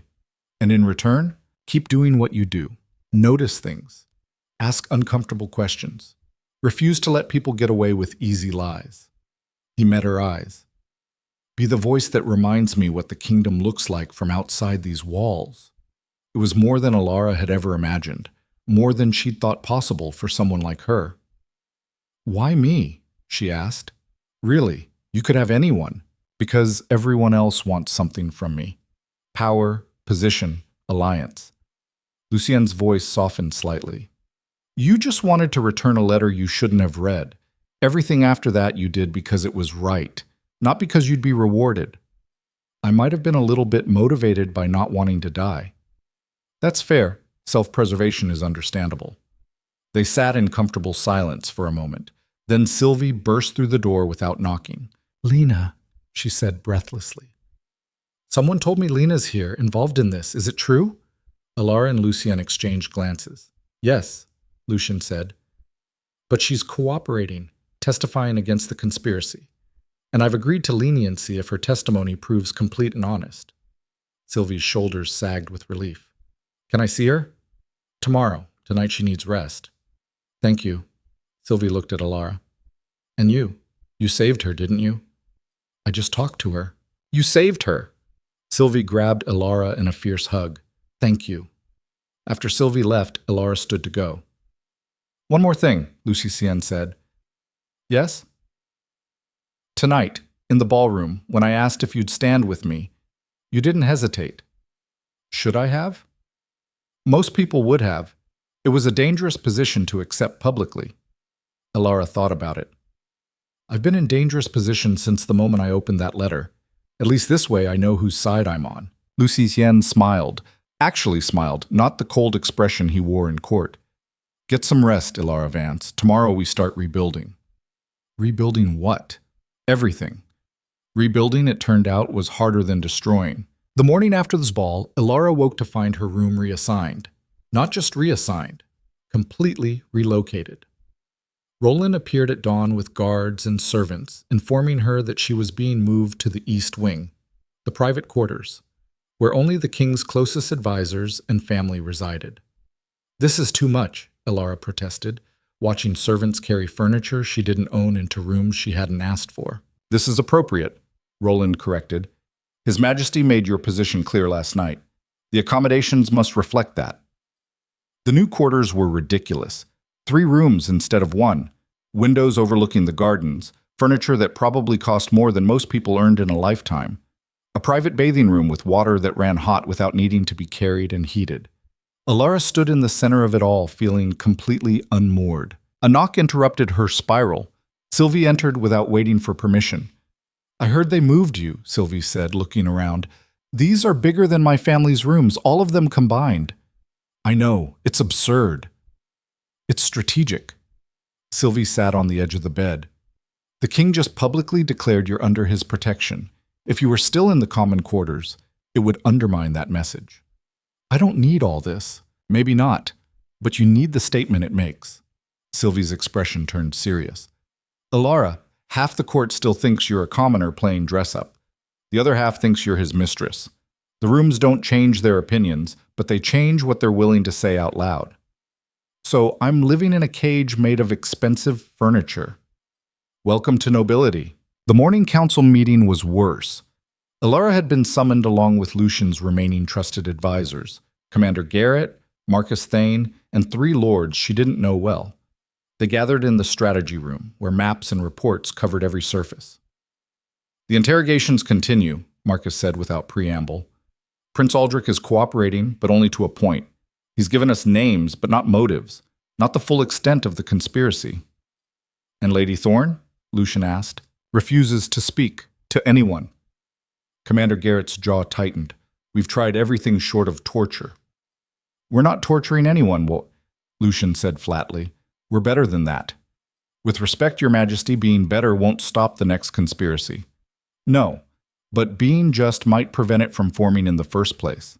The argument continued, but Elara's attention drifted to the maps. The Eastern Territories, marked in red, Lord Brennan's domain. He'd been arrested last night along with 5 other nobles, all swearing they'd only been following Aldrich's lead.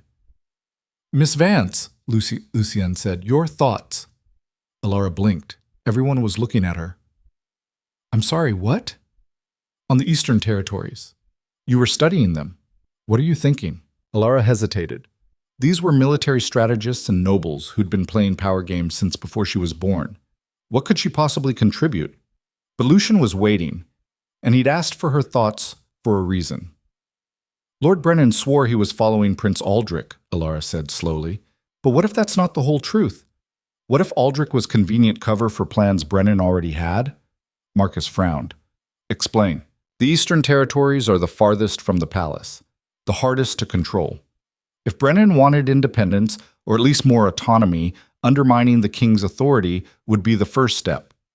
Elara pointed to the map. And if the conspiracy succeeded, if Aldrich became king, Brennan would have leverage. The new king would owe him. But Aldrich confessed to leading the conspiracy, one of the other lords said. Yes, and by doing that, by taking all the blame publicly, he's protecting his co-conspirators. Elara looked at Lucian. Prince Aldrich is your family. Even after everything, you'll show him some mercy. But the others? They can claim they were just following orders, just being loyal to the wrong person. Silence filled the room. She's right, Commander Garrett said quietly. We've been so focused on Aldrich as the ringleader, we haven't questioned whether the others had their own motives. Then we questioned them again, Lucian said. Separately. See whose stories match and whose don't. He looked at Elara. Good catch. It was a small thing. One observation in one meeting, but the other lords were looking at her differently now, not with dismissal or contempt, with consideration. The next 3 days blurred together, more meetings, more interrogations. Slowly the conspiracy unraveled like rotting rope. Lord Brennan had indeed been planning to use the chaos for independence. Duchess Morven had been securing trade agreements that would benefit her if Aldrich took the throne. 3 lesser nobles had been promised positions and land. Only Prince Aldrich seemed to have acted from genuine belief. The conviction that Lucien's isolation made the kingdom vulnerable. He's not entirely wrong, Lucian admitted one evening. He and Elara sat in his study, reviewing the day's findings. The kingdom is vulnerable. I have no heirs, no alliances through marriage. If something happens to me, then we make sure nothing happens to you, Elara interrupted. That's not a permanent solution. Neither is rushing into marriage alliances with people who might poison you. Lucian almost smiled. Fair point. Besides, Elara continued, you have allies now, real ones. People who helped expose the conspiracy because it was right, not because they wanted something. Like you. Like me. Like Commander Garrett. Like Sylvie, who could have stayed quiet about everything she knew, but didn't. Elara leaned forward. Aldrich thinks strength comes from blood ties and political marriages. But that's not what held this kingdom together. It was trust, competence, fairness. Idealistic. Maybe, but it worked. Lucien studied her for a long moment. You've changed. What do you mean? When you first came here, you were defensive. Angry at the system. Angry at the nobility. Angry at everything. His voice was quiet. Now you're part of it, and you're trying to make it better from the inside. Is that bad? No. It's exactly what I hoped would happen. The public trials began the following week. They were held in the Great Hall, open to anyone who wanted to attend. And everyone did. The hall was packed with nobles and commoners alike, all wanting to witness justice. Or spectacle. Probably both. Elara sat in a position of honor near the throne, acutely aware of every eye on her. Sylvie sat beside her, Lena on her other side. The younger Ashford girl looked terrified despite Lucien's promise of leniency. Prince Aldrich was brought in first. He walked with his head high, refusing to show weakness even now. Prince Aldrich Drake, the magistrate read. You stand accused of conspiracy against the crown, forgery, blackmail, and treason. How do you plead? Guilty, Aldrich said clearly. To all charges. I acted to protect the kingdom from what I perceived as weakness. I was wrong. I accept full responsibility. A murmur went through the crowd.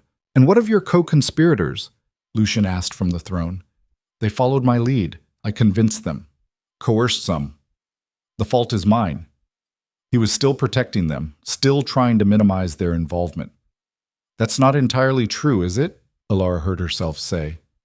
Everyone turned to look at her. Miss Vance, the magistrate said carefully, do you have testimony relevant to these proceedings? Elara stood. Her hands shook slightly, but she kept her voice steady. Prince Aldrich is claiming sole responsibility, but the evidence shows otherwise. Lord Brennan was planning Eastern independence regardless of whether the conspiracy succeeded. Duchess Morven had secured trade agreements that would have benefited her personally. They weren't just following orders, they had their own agendas. That's speculation, Aldrich said. No, it's fact. We have letters, testimony, proof that you weren't the only one with plans. Elara looked at Lucien. If we let them hide behind Prince Aldrich's confession, we're just setting up the next conspiracy.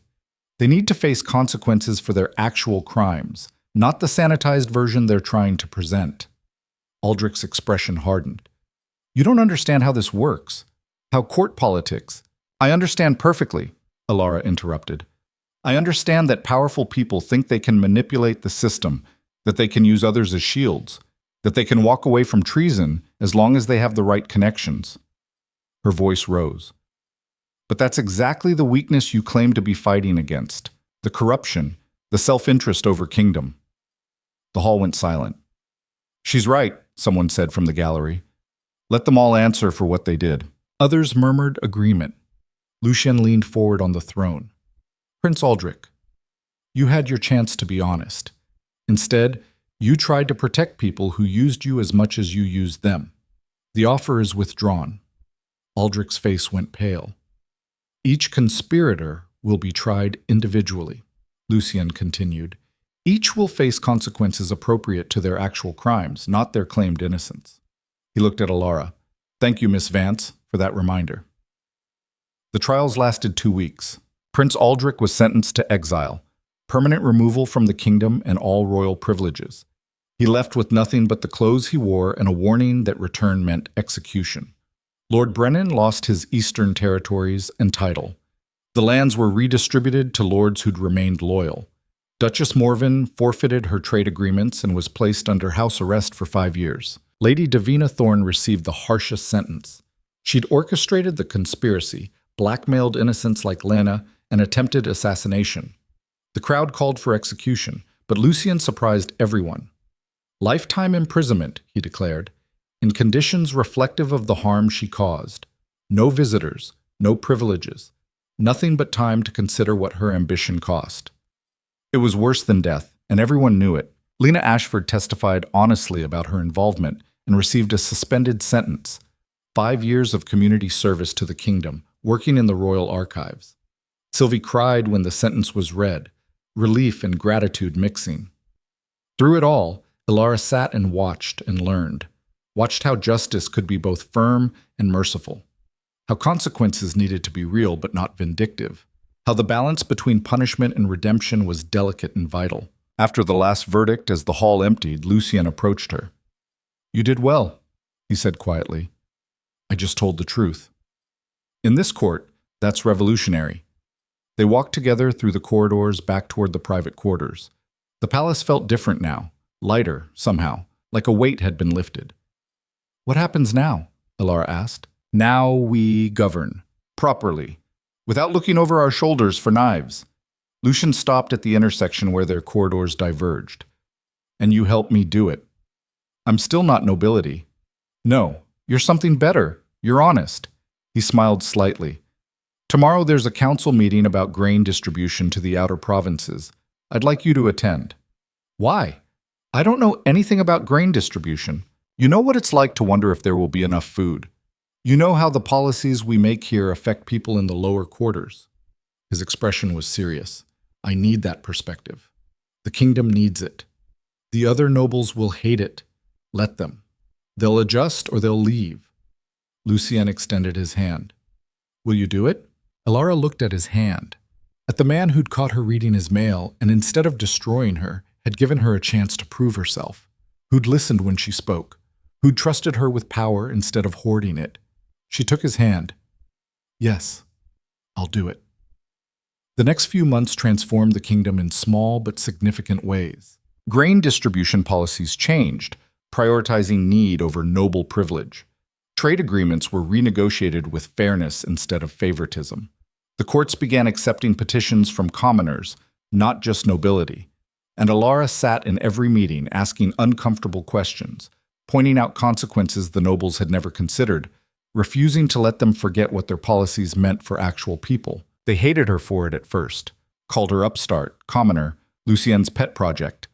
But slowly, grudgingly, some of them started to listen. Lord Carrick, who controlled the northern territories, approached her after one particularly heated meeting about taxation. "Miss Vance," he said stiffly, "I wanted to say, that is, your point about taxing based on actual income rather than assumed wealth was valid." "Thank you, Lord Carrick. I still think you're too radical, but you're not wrong." He nodded awkwardly and left. Sylvie, who witnessed the exchange, grinned. "Did Lord Carrick just admit you were right? Someone mark this day." "Don't get used to it." "Oh, I won't, but I'll enjoy it while it lasts." 6 months after the ball, Lucien made the announcement that shocked everyone. He was establishing a new council position, Voice of the Commons, someone whose job was specifically to represent the interests and concerns of non-noble citizens, someone who could challenge policies, demand explanations, and force the nobility to consider perspectives beyond their own, and he appointed Elara to the position. The nobility erupted, called it unprecedented, dangerous, a violation of tradition. Lucien stood before them in the throne room and smiled. "Tradition," he said, "is what nearly destroyed this kingdom. Tradition said trust blood over competence. Tradition said ignore the voices of the majority because they weren't born with titles. Tradition said maintain the system regardless of whether it worked." He looked around the room, meeting eyes of nobles who'd ruled their territories for generations. Miss Vance represents something better than tradition. She represents merit, courage, the willingness to speak truth even when it's dangerous. His voice hardened. "And if that makes you uncomfortable, examine why. Because the kingdom doesn't belong to you. It belongs to everyone who lives here, and it's past time we started acting like it." The announcement went out across the kingdom. Elara Vance, daughter of a disgraced scholar, former market worker, appointed Voice of the Commons by the Alpha King himself. The reaction was mixed. Some nobles were furious, but in the lower quarters, in the market districts, in the frontier towns where people barely survived winter, there was something else. Hope. Mira found Elara the day after the announcement, breathless and crying. "You did it," Mira said, grabbing her hands. "You actually did it. You changed everything." "I didn't do anything," Elara protested. You spoke up when everyone else stayed quiet. You refused to back down when powerful people tried to intimidate you. You proved that someone like us could matter." Mira pulled her into a fierce hug. "My daughter will grow up knowing that the system can change. That courage matters more than birth, because of you." Elara felt tears prick her own eyes. "I was just trying not to die. And you ended up changing the kingdom instead." Mira pulled back, smiling through tears. "Your father would be so proud." That night, Elara stood at her window overlooking the gardens. The same gardens where she'd found that letter and set everything in motion. A knock at her door. Lucien entered at her invitation. "Can't sleep?" he asked. "Too much to think about." He joined her at the window. "Having doubts?" "No, just processing." Elara turned to look at him. 6 months ago, I was nobody. Now I'm sitting in council meetings and arguing with lords about policy. It doesn't feel real. It's real. You earned it. By stumbling into a conspiracy and being too stubborn to die. By refusing to accept that the way things are is the way things have to be. Lucian's expression was softer than she'd ever seen it. You see the kingdom the way I wish I could, not as a power structure to maintain, but as people to serve. You serve them too. I try, but I was raised in this system, taught to think in terms of strength and control. You weren't, and that makes you invaluable. They stood in comfortable silence, watching moonlight silver the gardens. The nobles are going to fight me every step of the way, Elara said finally. Yes. They're going to try to undermine me, discredit me, make me fail. Probably. And you're okay with that? Lucian smiled. I'm counting on you to fight back. You've never let impossible odds stop you before. That's because I'm too stupid to know when to quit, or too brave to let fear control you. He turned to face her fully. Elara, you've already done the hardest part. You've proven you belong here. Not because someone granted you access, but because you earned it through courage and intelligence and absolute refusal to compromise your principles. That's a very generous interpretation of stubborn defiance. They're often the same thing. Elara laughed, surprised at how natural it felt. 6 months ago, laughing with the Alpha King would have been unimaginable. Now it was just normal. What are you thinking?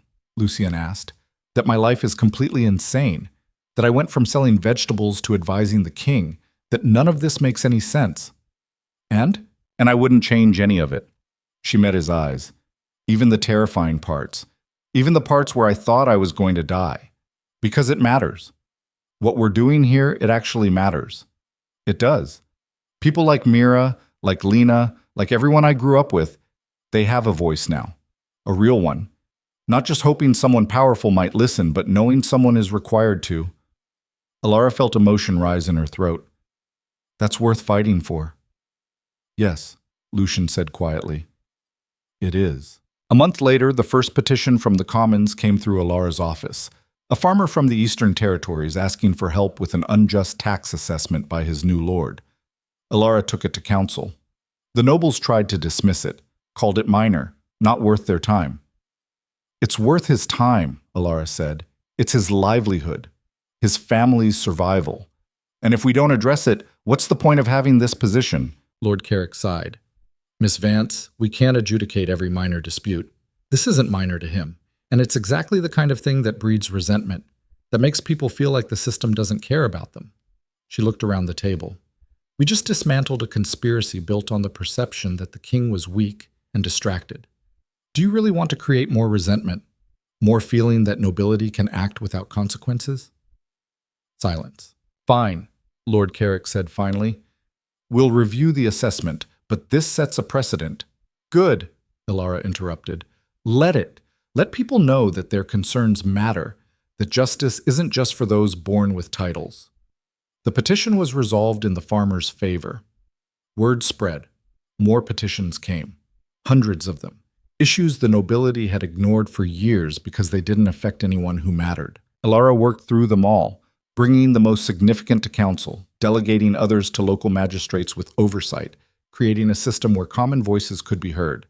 It was exhausting, overwhelming. Impossible. And it was working. 1 year after the ball, on the anniversary of the night that changed everything, Lucien held a celebration.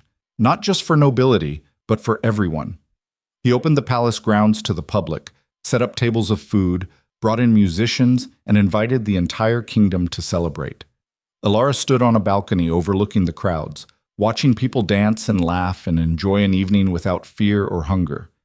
Sylvie found her there. You look contemplative, Sylvie said, but just thinking.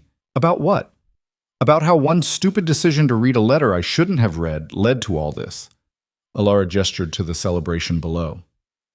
Sometimes I wonder what would have happened if I'd just put it back, walked away. You wouldn't have, Sylvie said confidently. That's not who you are. Maybe, definitely. Sylvie bumped her shoulder. You're the person who sees something wrong and can't ignore it, who speaks up even when it's dangerous, who fights for people who can't fight for themselves. That sounds exhausting. It is. But it's also you, Sylvie smiled, and the kingdom is better for it. Below, Lucian moved through the crowd, speaking with farmers and merchants and common people who'd never seen the king up close. He looked more relaxed than Elara had ever seen him. He's changed too, Sylvie observed. Used to be all cold control and calculated distance.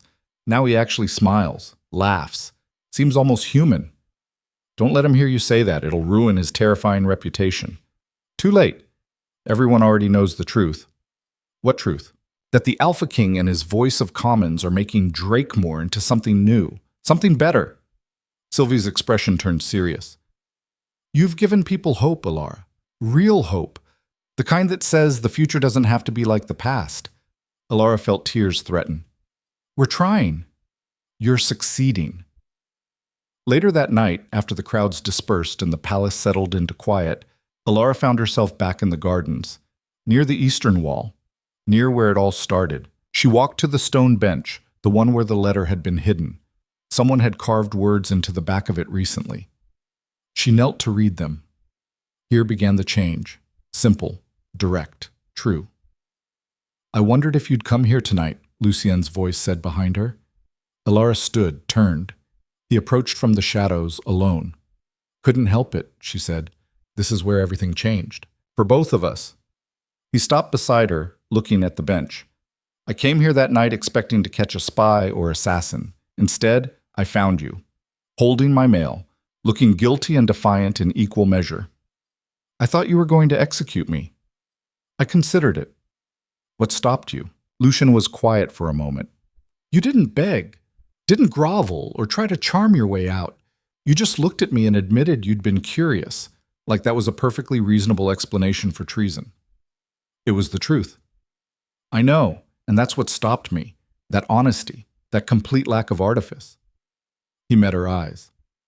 Everyone in this palace lies, constantly, about everything, but not you, never you. I'm not sure that's a compliment. It's the highest one I can give. They stood together in the garden where it all began, where a letter and curiosity and one reckless moment had changed the course of a kingdom. Thank you, Lucian said quietly. For what? For reading that letter, for refusing to forget about it, for being brave enough to bring it to me instead of running away. His voice was soft. For standing beside me when the conspiracy was revealed, for fighting to make this kingdom better, for being exactly who you are regardless of what anyone else thinks you should be. Elara felt her throat tighten. I didn't do it for you. I know, you did it because it was right. That's what makes it matter. So what now? Elara asked. The conspiracy's dismantled. The reforms are working. What's next? More work, more resistance, more battles to fight. Lucian smiled. But we'll face them together. The Alpha King and his impossible voice of commons, who refuses to let him forget why any of this matters. That sounds exhausting. It will be, but it's worth it. Elara looked at the palace rising against the night sky, at the windows lit with warm light, at the kingdom spreading beyond the walls. A kingdom that was changing, slowly, imperfectly, but genuinely. Because one woman had refused to stay silent when silence was easier. Because courage mattered more than caution. Because sometimes the most dangerous thing you could do was tell the truth. Yes, Elara said, feeling certainty settle in her bones. It's worth it. They walked back to the palace together, leaving the bench and its carved words behind. A marker for anyone who came after, a reminder that change was possible, that the invisible could become indispensable, that a kingdom built on strength could be rebuilt on something better, justice, fairness, and the radical belief that every voice mattered. Elara Vance had stumbled into history by accident, but she'd changed it on purpose. And in the frontier kingdom of Drakemore, where reputation had once decided survival, a new rule was being written. Courage decides everything. The letter that was never meant to be seen had broken the kingdom wide open. And in the ruins of the old system, something new was rising, something worth fighting for, something worth believing in, the future.